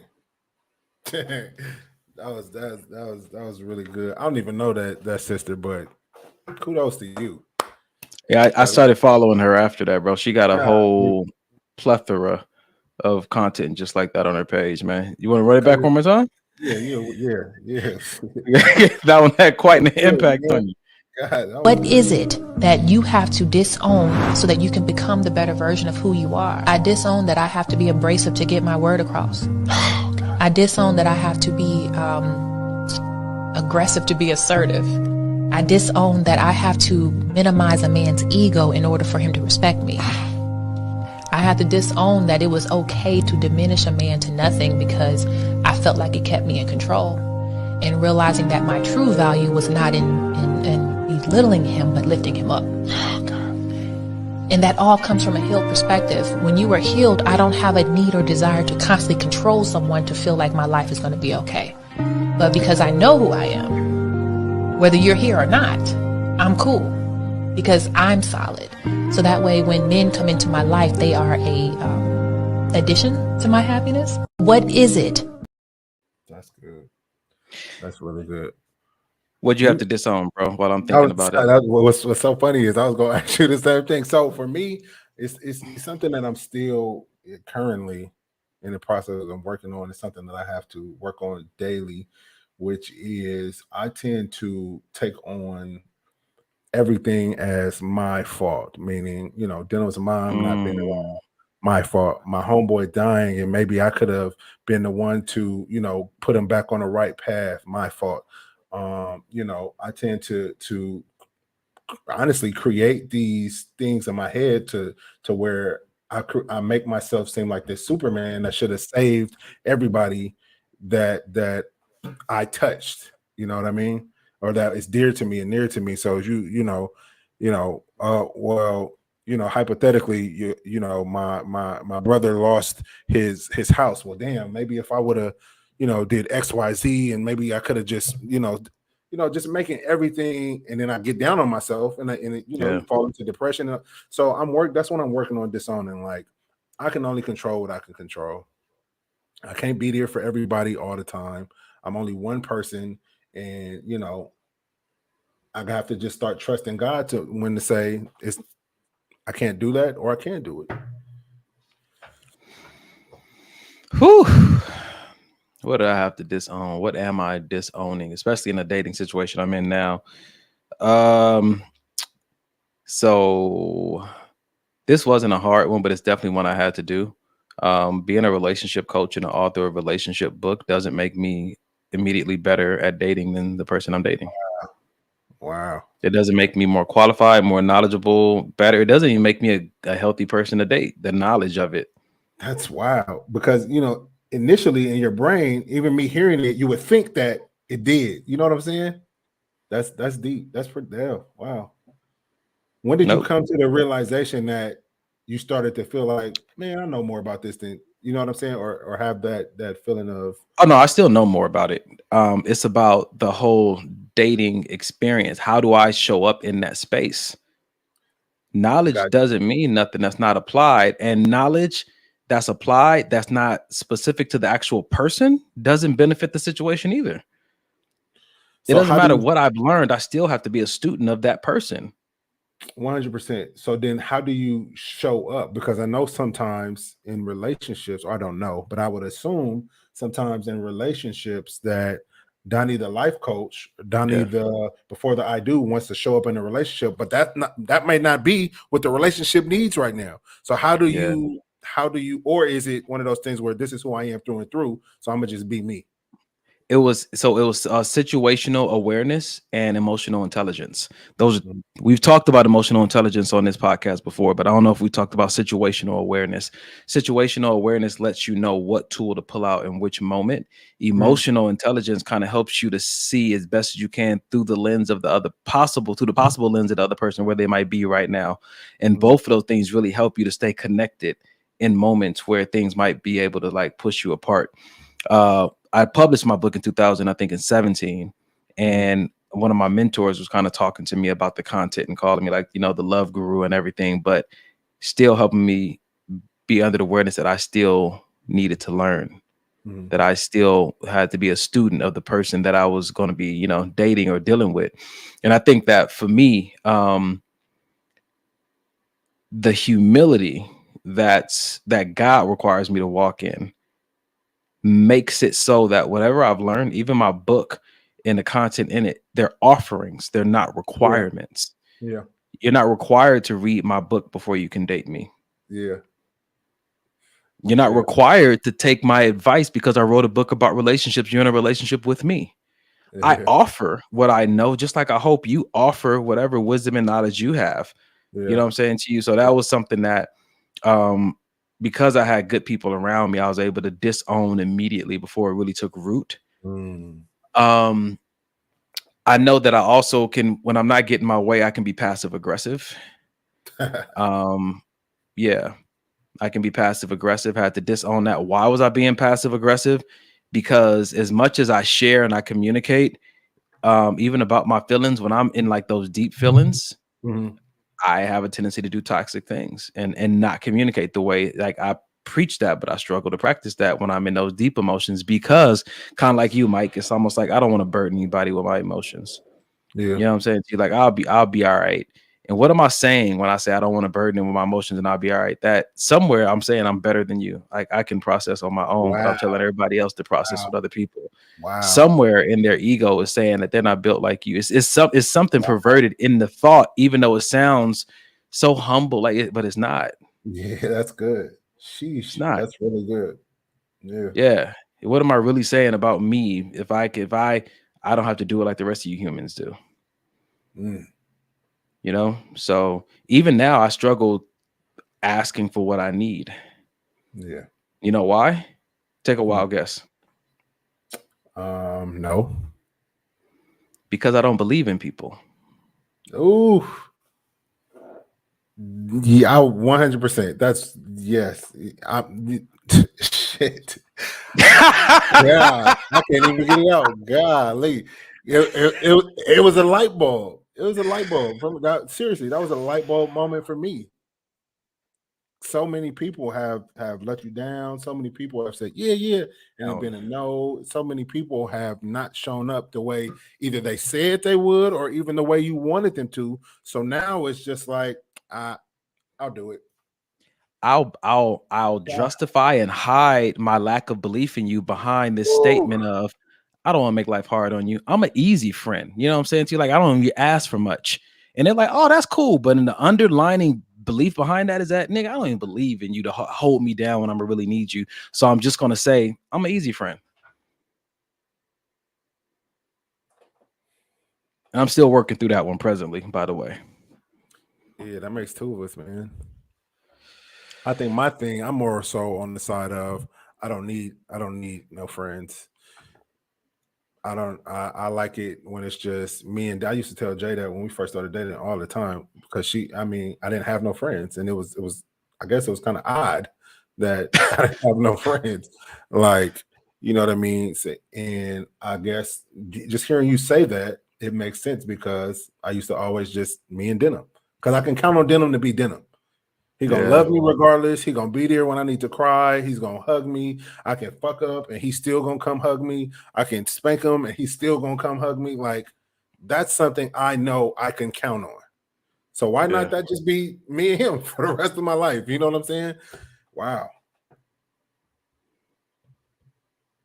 Some good stuff today, huh, brother? Yeah, that was sheesh. That was a really good one. Thank you. All right. Well, since we're talking about disowning, let's skip over to divorce. Let's go to that one. I know who needs to hear this, and you know who needs to hear this. Before you divorce your husband at home, divorce your work husband and divorce your social media husband. You know that dude that's like in all your pics, comment gorgeous. As soon as you post them, he got a love reaction and a comment for you. And your husband ain't even said nothing about your outfit today. And he ain't make a comment about how crisp and on point your brows were. Or your work husband who always concerned and want to know what's wrong, what's going on. I can tell by your energy something bothering you, but your husband at home may not have noticed it. Y'all, it is not fair for you to compare your husband to those men. So before you divorce anybody, divorce your work husband and divorce them social media husbands. Okay. One, I like her accent. Yeah. Two, cute. I may have accidentally become some people's work husband, unbeknownst to myself. No, it was beknownst. You just chose to turn the blind now. Unbeknownst. I didn't know their husbands were doing such a horrible job, so that's not on me. You were just being yourself. Just Prince Charming, Captain Sabo. Charisma. Huh? What? Charisma or chaos, one of them. Anyway. Listen, they like both. Both of them. They at like the same time.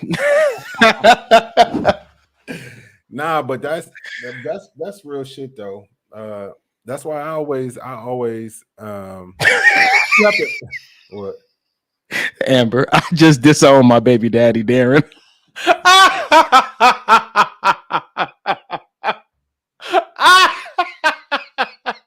Damn. Damn. It's the realest thing. Yeah. Amber is great. She keeps the show spicy. She never lets us down. Go ahead, bro. I think that that's why it's important to pay attention to your partner. And if you get a haircut, comment on the haircut. Even if he told you, even if it's the same haircut this nigga gets every week, comment on it.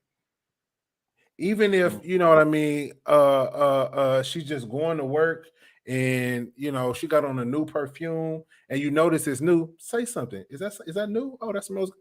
Stuff like that goes a long way throughout the day because you don't know who's at that office ready to give out compliments for free, simply because they know what you're struggling with at home. Let me ask you, bro. So you say notice. What makes a person notice? Like, what keeps you in that place of noticing? Paying attention. But what makes a person want to pay attention? Being present in the relationship with the person that you chose. You chose to be here. So be present where you chose to be. That's how you know when your girl's energy is off. Because you present. Yeah. What's wrong? Oh, nothing. and she could be whistling and humming. Janae tries to get away with this shit all the time. She could be acting like everything is right. What's wrong, babe? Nothing. And what's wrong, babe? Nothing. And then an hour later. So you remember when I told you, yeah, come talk. What's up? What's up? You know what I'm saying? Because you have to be present. That's good. I didn't download this video, but I should have. Maybe I'll do it for next week. It said how to identify when your partner is quiet quitting you. And that's usually how it starts. I think that's what happens when we're not present. And like Kiki said it right here. She was like, it's the little things that count. When we're not present and we're missing those little opportunities. And they become such a big deal, especially if everybody else seems to be able to do it consistently and on a regular basis. Your homegirls, your homeboys, strangers.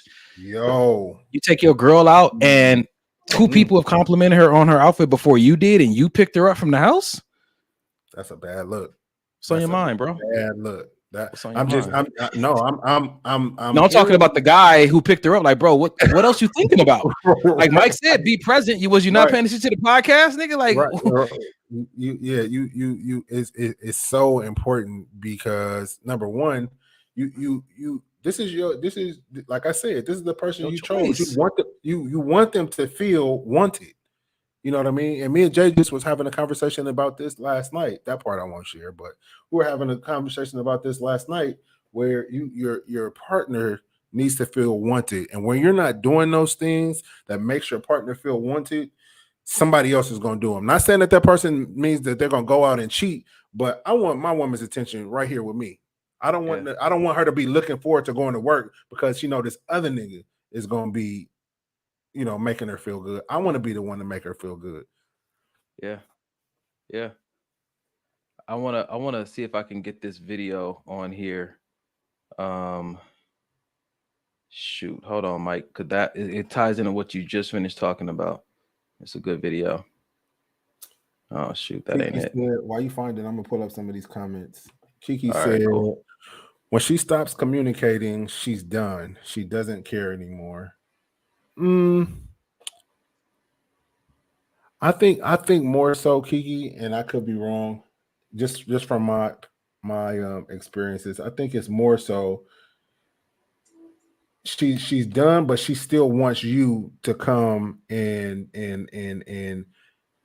figure out what's going on. She's tired of dropping the hints. She's tired of you missing opportunities where you should have showed up and you didn't show up. So now she's like, okay, I'm not gonna do these things anymore. I'm not gonna drop the hints. I'm not gonna leave these open situations for him to come and do XYZ. So I'm gonna just be here.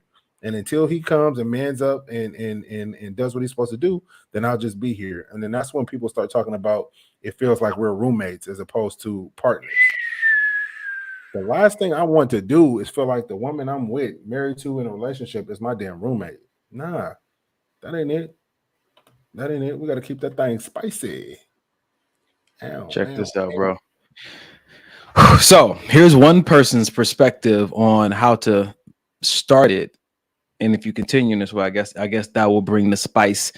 Her perspective is very interesting. Like she has a common opinion that most people have, but she has a different reasoning behind it. So check this out.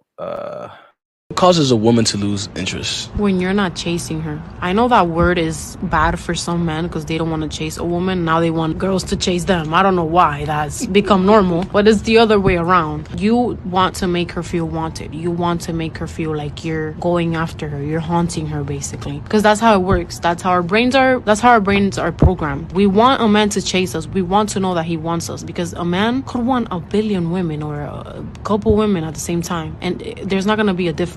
I need to know that you're invested into me so I could give you and be your woman, because I want to feel like you want me for me to give you my time. That's just how it works. A man wants to know he's earning a woman, and nobody can lie about that. A man wants to feel like I earned this woman, and a woman wants to feel like he earned me. He did that work. That's a traditional woman right there, okay? That's not this generation. You barely find these.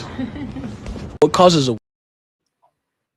That earned part was the opinion I was talking about, trying to see if there's any truth to that a man wants to feel like he did earn it and a woman wants to feel like she was earned.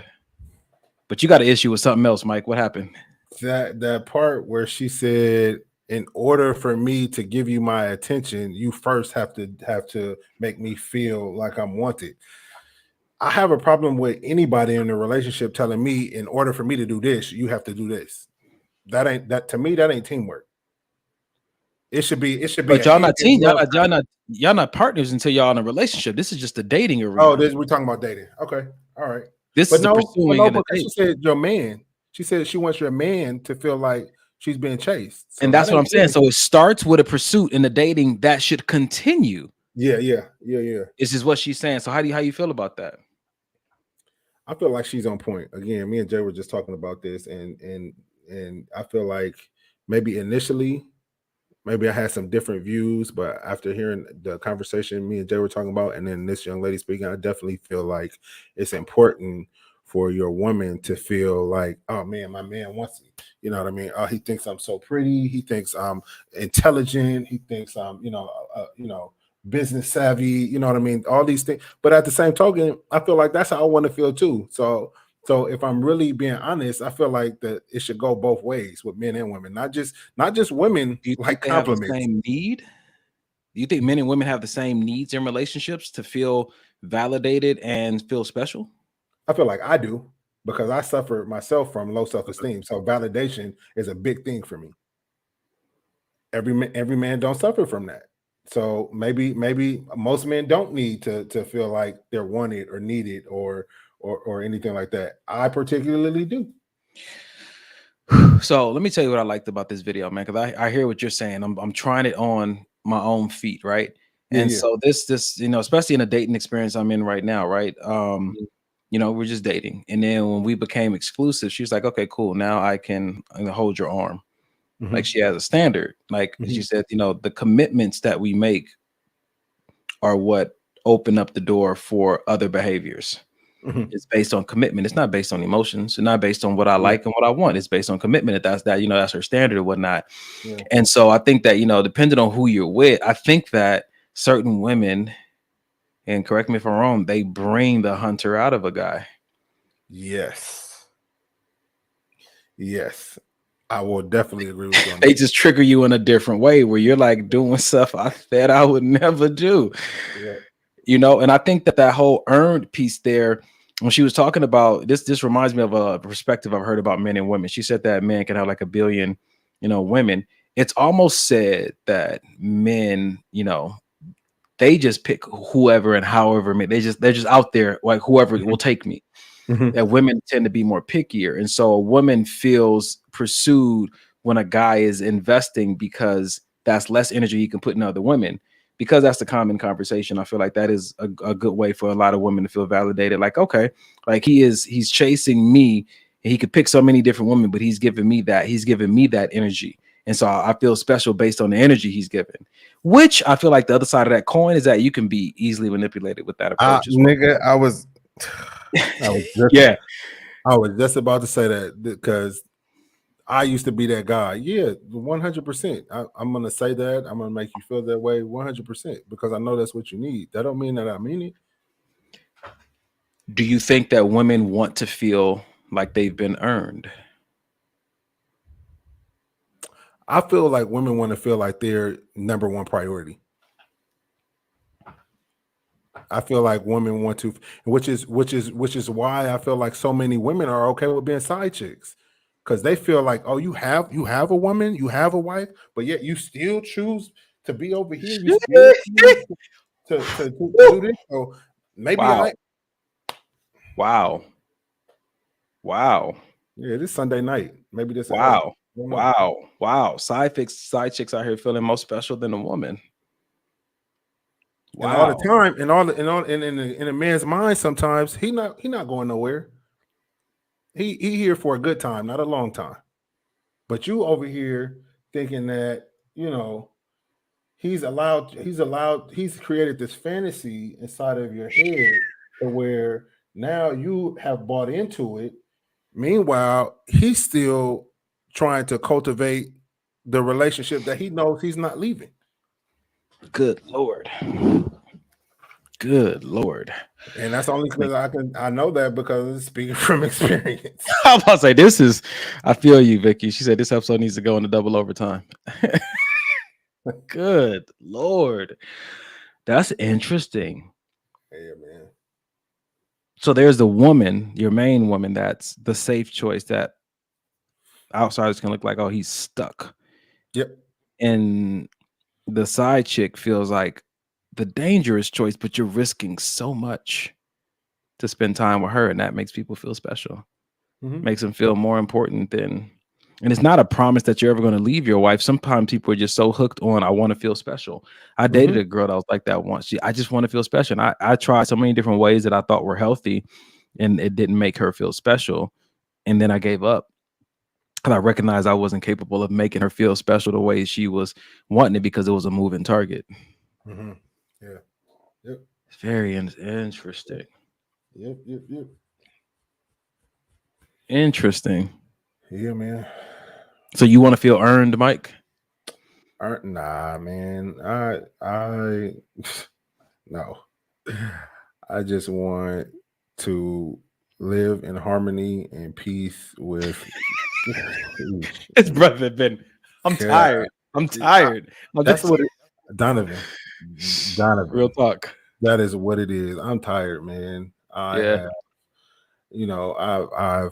been single, I've been in a relationship, I've been married, I've cheated on the woman that I love that I'm with today, and she's taken me back more than once.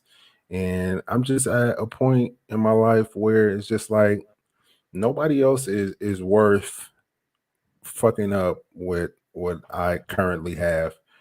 You know what I'm saying? And what I see now, what I see now, you know what I'm saying? And I didn't see it. I didn't see it last year, if I'm being honest. And you know, your circle and your friends, they know what you got. You know, your people, and you know, they know like, oh, what are you doing?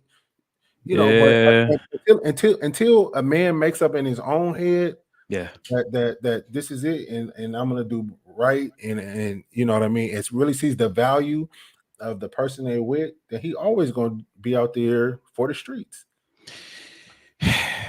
That's good. Me and my friend were talking about that today, about just the people that you have in your life when you're like, what's the second most important thing besides the person that you're choosing to pursue is the people you have in your life while you're doing your pursuing, because they can influence how you pursue. They influence your perspective of how hard you pursue, how consistently you pursue, what you do and what you don't do.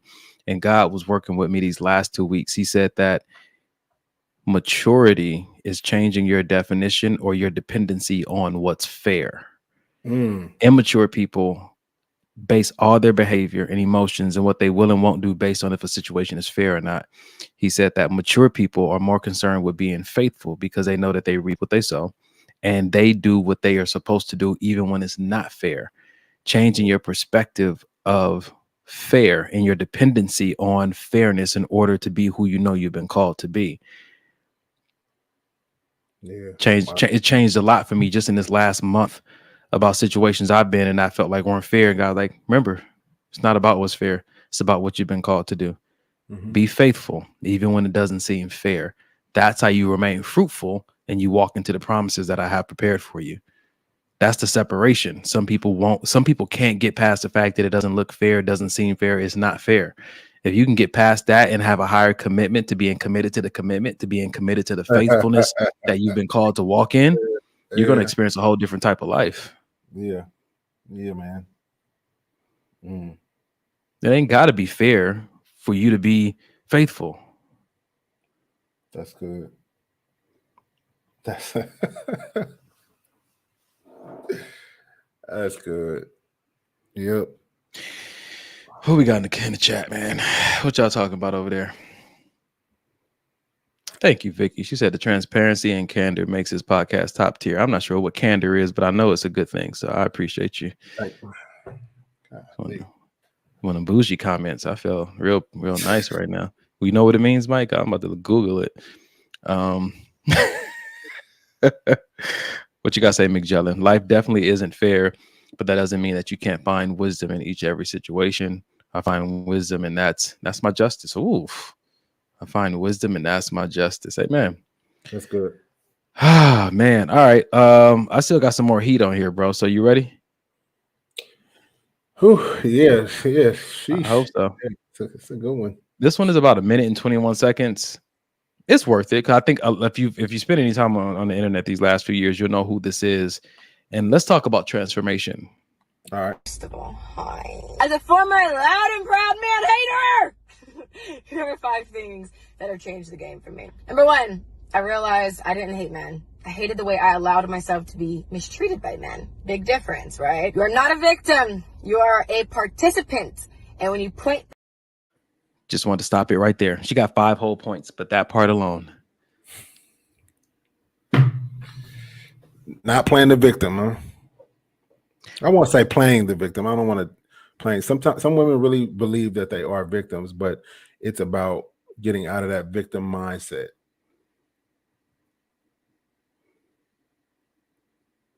Boy, my brain is going a million miles a second I because see it. I haven't heard this conversation with the word participant in it yet. Oof. Because it's almost taboo to talk about anybody who's been violated or abused, to talk about any portion of contribution they had to that moment. Any. Oh yeah, no, you'll get stoned trying to say something like that. But it is a valid conversation to have sometimes. I agree. And I think it comes up a lot. People want to say certain things when it comes to physical abuse in relationships, whether that be on the man's side or the female side. It's like, yeah, that's terrible. You were 100% a victim, but is there, that whole conversation? All right, let's keep going. I'm gonna do her second point. First of all, hi. As a former loud and proud man hater, here are 5 things that have changed the game for me. Number 1, I realized I didn't hate men. I hated the way I allowed myself to be mistreated by men. Big difference, right? You are not a victim. You are a participant. And when you point the finger, you miss out on the opportunity to grow. Number 2, I stopped saying I didn't need a man. Because if I want a relationship with a man, then I need one, right? Okay, that's that on that. 3, you can't be that serious about getting picked if you're not in the gym at least 3 times a week. You don't even take care of yourself, so how would you expect someone to take care of you? Number 4, I stopped entertaining stragglers. And stragglers are guys you meet along the way that you know you're not really ever going to take seriously, but you use them for your own personal entertainment. Number 1, that's wrong. Number 2, you're sending a mixed message. Stay committed to what you want. Most importantly, number 5, accountability. Woo. I analyzed my behavior and what parts of me resonated with these men I deemed problematic. I'm here to tell you that the call is coming from inside the house. And it's time to pick up. First of all, hi. As a Nigga, the call is coming from inside the house. Time to pick up. Bruh. Yeesh. Golly. Accountability. Brother. That was good. I wonder, was that transition difficult for her though? You know what I'm saying? I mean, those 5 things, yeah, that'll snap you into a different mindset as far as, you know what I mean, blaming a lot of things on men and this and that. But I wonder if that's something that's easier said than done. And I kind of want to hear from the ladies in the audience. Do you think that those 5 things are valid, or do you think that, she's on to something with some of the things? Because I feel like when you change the way you think about something before you try to change anybody else, or before you blame anything else or anybody else, if you do your inner work and renew your own mind, then your what you attract, number 1, will become different, and your thought process on things that happen in your life will become different. You see what I'm saying? Yep. And I feel like that's basically what she said she did. A lot of it was thought process, how I perceive things, how I think about things, what am I entertaining? Good, healthy self-reflection. Healthy self-reflection for sure. With but if you that don't do wasn't none of that, gonna enable, you know what I'm saying to you? I think about some of the friends I've had over the years who I thought they were a good friend in the moments, but when I look back over the growth I didn't experience when I was around them, because even when I wanted to hold myself accountable, they were just trying to make me justify for me behavior that just wasn't healthy. Yeah. Yeah. That's why it's like even unequally yoked goes for friendships as well. So she said 5 things. She said the one was that she was not a victim. She was a participant. 2, how do you say you don't need a man when you want to be in a relationship with one? 3, stop entertaining the stragglers. Yep. You know what I'm saying? 4, 3 was how can you expect to be chosen if you're not working out at least 3 times a week? How'd you feel about that one, bro? Nah, I mean, like we've all talked about on here the type of woman we prefer, and for me, I just want you to be healthy. I feel like there is a certain body type for every man on the planet. And Indeed, man. And they don't all look like Kim Kardashian. They don't all look like Barbie. They don't all have big butts and big breasts. Some of them are skinny, flat-chested with no butt. And somebody's gonna love something on a woman regardless. Ankles and eyebrows. Yeah. Nostrils. For if any of them that I feel like could have been left out, it would be that one.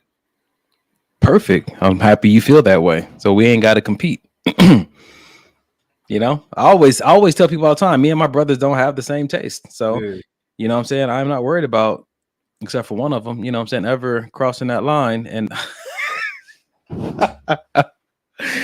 love you too, bro. Again. I know he's listening. Yo, there go your comments, bro. Vicky said totally valid. Aisha said totally valid, man. She answered the call and made the needed changes. And that's dope, because especially when you have a large influence like she did, and she had a lot of it was like almost like the Man Haters Club kind of thing. And for her to get on there and admit that she had a change of heart, that's dope. That takes some maturity and it takes some growth. That's an altar call. She came to the altar. High key. So, McJellin said, what if you do everything you can to be healthy, but you still get cancer anyway? I'm going to speak from my perspective. I don't think that the 3 times in the gym a week is per se how it makes your body look. I think that it says something about the mentality of that person. It says something about their understanding of taking radical responsibility for their life. It's a stewardship thing. It's not, for me, it's not so much on the outcome.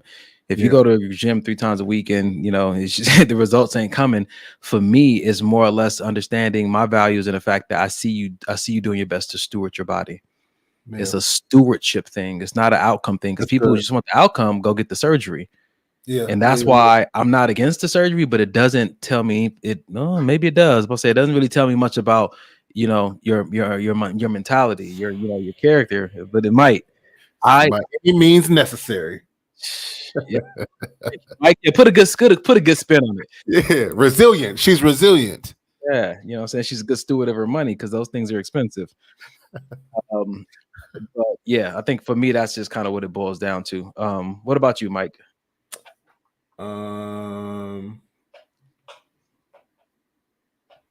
Yeah, like I said, I agree on pretty much everything that she said. And now that you put that in the gym 3 times a day into perspective, I will have to agree with you on that one too, then. Ladies and gentlemen, we got one more video for you before we get out of here. This is leading us into our mental health. Pookie, don't log off. He's got about 5 more minutes left. This 52-second video. How does depression show up in black men? A lot of times it looks like overdoing or doing the most. So one of those things is overworking. So instead of actually talking about how you're feeling, you're putting more hours in at the job, you're picking up extra shifts, because that looks like you're doing something that's good. The second thing is overspending. So instead of emoting and talking about your feelings and emotions, you're just spending on gifts and trips or whatever you're doing so that you can feel good or look good on the outside. Then the last one is being over sexual or hypersexual behavior. Now, a lot of your boys, they may say, hey man, you such a player, or you got all the girls. So really what you're doing is you're finding temporary joy to avoid addressing that prolonged pain. How does depression show? Yep. Yep. It's true. I've been struggling with number 2 for a while. I'm that one spending. Yeah, I'm 1 and 2. Yeah. Cause I literally just picked up some more work. Wow. Yeah. Sometimes we don't even know we're struggling with depression Yeah, until somebody I was about to points say. out, like, yeah. Like, is that what I'm doing? Like, I've never been the kind of person that eats my emotions, but this has been a rough year. And I found myself like eating things I don't normally eat and going out, like, you know, and I have a very strict discipline. People know me. I'm strict on my meal prepping. Yeah. But there's certain days that I'm just like, I'm hungry for this. And it's not that. What's so crazy is I don't eat McDonald's.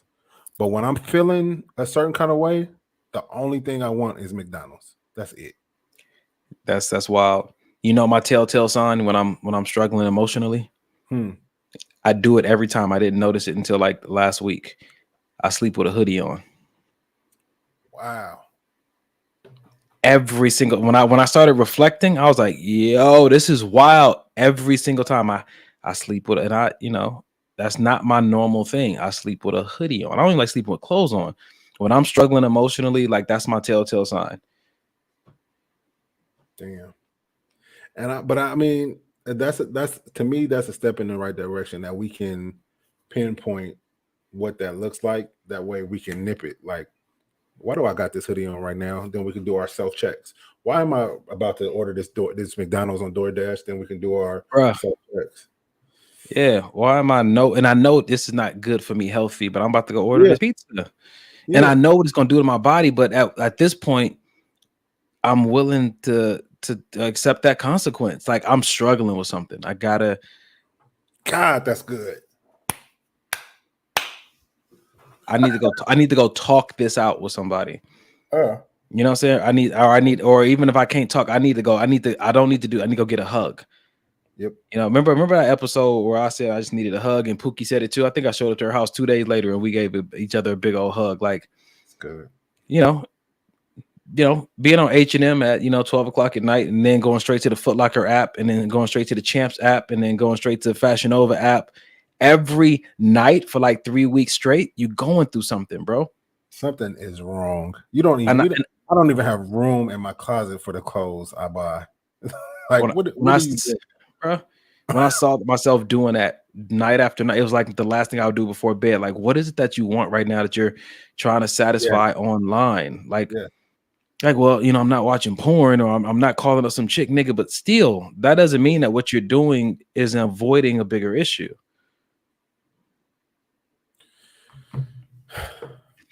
So, ladies and gentlemen, if you're ever going through a personal crisis, you can call this number. We like to leave at the end of every episode, 988.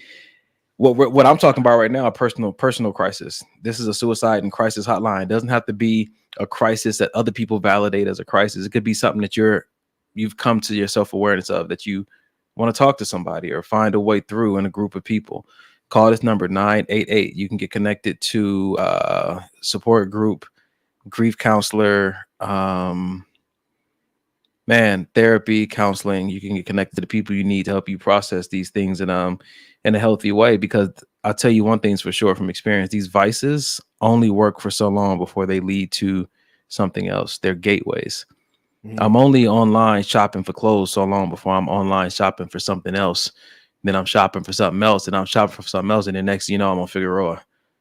You know what I'm saying to you? Next thing you know, I'm shopping for other illegal things. Like, don't think that this is not a gateway situation just because it starts with something innocent and slightly unhealthy. 988 is the number we're giving you tonight. Screenshot this, share this with your friends who might be struggling. If you don't know how to share it with them, call the number yourself and ask them, how do I share a mental health resource with somebody without making the situation worse? This is a good show, man. Yeah, it was. Sheesh. Yeah. She. You Any final thoughts, bro? The wheels is turning. Man, they are. Final thoughts. Yeah, just love the people you love, man, and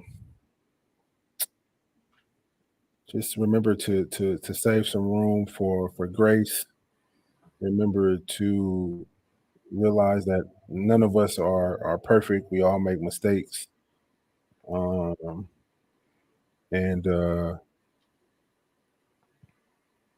yeah, I think that's it for me. When I lived in Texas, I was in the habit of going to the cemetery every Sabbath. Didn't know anybody there, but I would just go because Ecclesiastes talks about it's better to go to funerals than the wild parties because it keeps you in perspective. Sheesh. And so I used to just even after I crashed my car or my car got repoed, I would take the motorcycle, Arrow's motorcycle, and just once or twice a week, just go to the cemetery, drive around, walk around, and just consider the lives and how not the next day wasn't promised. Consider what they were able to accomplish. Didn't know these people, but it put me in that reflective place. And, you know, after going to, you know, see my cousin's site multiple times, you know, it's just been helping me to approach my days differently. Yeah. You know, I'm recognizing the beautiful things aren't guaranteed to last as long as you want them to. No. And so it really makes you look at, I want to be present in them more often, but in order to be present, I got to be more organized and stop giving my time to everything that doesn't deserve my time, because it's taken away from the memories that I want to create. It's taken away from the depth I want to have with the people that I truly love. Yeah. And at the end of the day, I wish I would have made more time for this and that. But I just kept saying yes to this and yes to that, because listen, keep the main thing the main thing. But how you gonna forget what the main thing is if you don't remember that this is a brief moment? That's it. It's quick.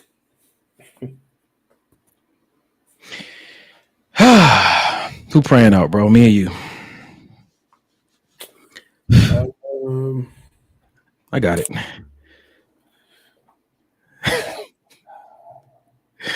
Father God, I thank you, first of all, for your presence and your grace, and just going back to it, your presence.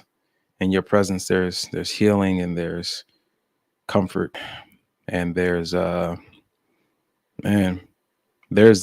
unspeakable things that we don't know how to say that we need right there in your presence. So we thank you when you do show up.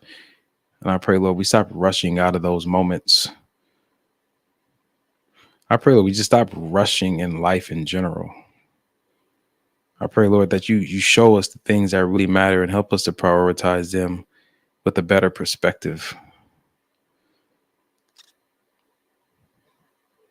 I don't even know what everybody needs to hear tonight. I'm not even sure what I need to hear tonight, Father God, but I do pray that everybody listening has an encounter with you, that you just visit us in that little intimate place that you have with us and speak a word to us that we need, or just give us a touch that we need. We know that one word and one touch from you can change a lot of things. If we're destined right now to sit in a grieving process, Father God, sit with us. If we're destined to mentally process loss or transition from the familiar and comfortable to an unfamiliar, mysterious place, just walk with us. If we're destined right now to have to be faithful to an unfair situation, just work with us. If we're having a hard time processing certain thoughts, Father God, show us how. Do it with us. For those of us who just are looking for more freedom, Father God, and we feel stuck, Father God, we know that you wouldn't put us in a situation for us to be stuck. So we're asking you to just show us the door. Help us to open our eyes. Help us to look within ourselves and pull out the creativity required to turn this obstacle into an opportunity. For those of us who are struggling within relationships with our children and with our loved ones, Father God, one, show us the error of our ways. And two, Father God, show us the tactics of the enemy, those things that he's been using over and over again, those same old tricks. Teach us how to walk in our authority. Teach us how to rebuke it and call it out. Teach us how to say what's written in your word, and teach us how to enforce your laws in our lives, that we may live abundantly in every single area, just as you intended for us to, God. Help us not to experience unnecessary lack, unnecessary toil. Help us to manage our lives in such a way, Father God, that we're not overly exposed to stress. That's not good for us. Overly exposed to, man, God, even the things like the music and the movies and the conversations that are just toxic or unhealthy for us, Father God. Help us to just be better disciplines, be better stewards over our ear gates and our eye gates, Father God, knowing that they create a certain environment inside of us. Help us to walk in more accountability, Father God, to the commitments that we've made to you above the commitments we've even made to other people. Help us to take better care of ourselves. Help us, Father God, to show where we've been hiding behind these popular or seemingly humble phrases, when the truth of the matter is that there's darkness in us. There's hurt in us. There's hate. There's anger and rage. We want that stuff out. We want it gone. We want it replaced with your presence. We want it replaced with your spirit. Fill us up with you, Father God, and flush the rest of that out. We thank you, Father God, that you are the great counselor. And even with that, you still choose to work through people. But there's people that are in our life that we need to lean into a little bit more. Help us to do that. Help us to get past the insecurities. Help us to get past the fear. And we thank you that we can also be leaning posts for other people.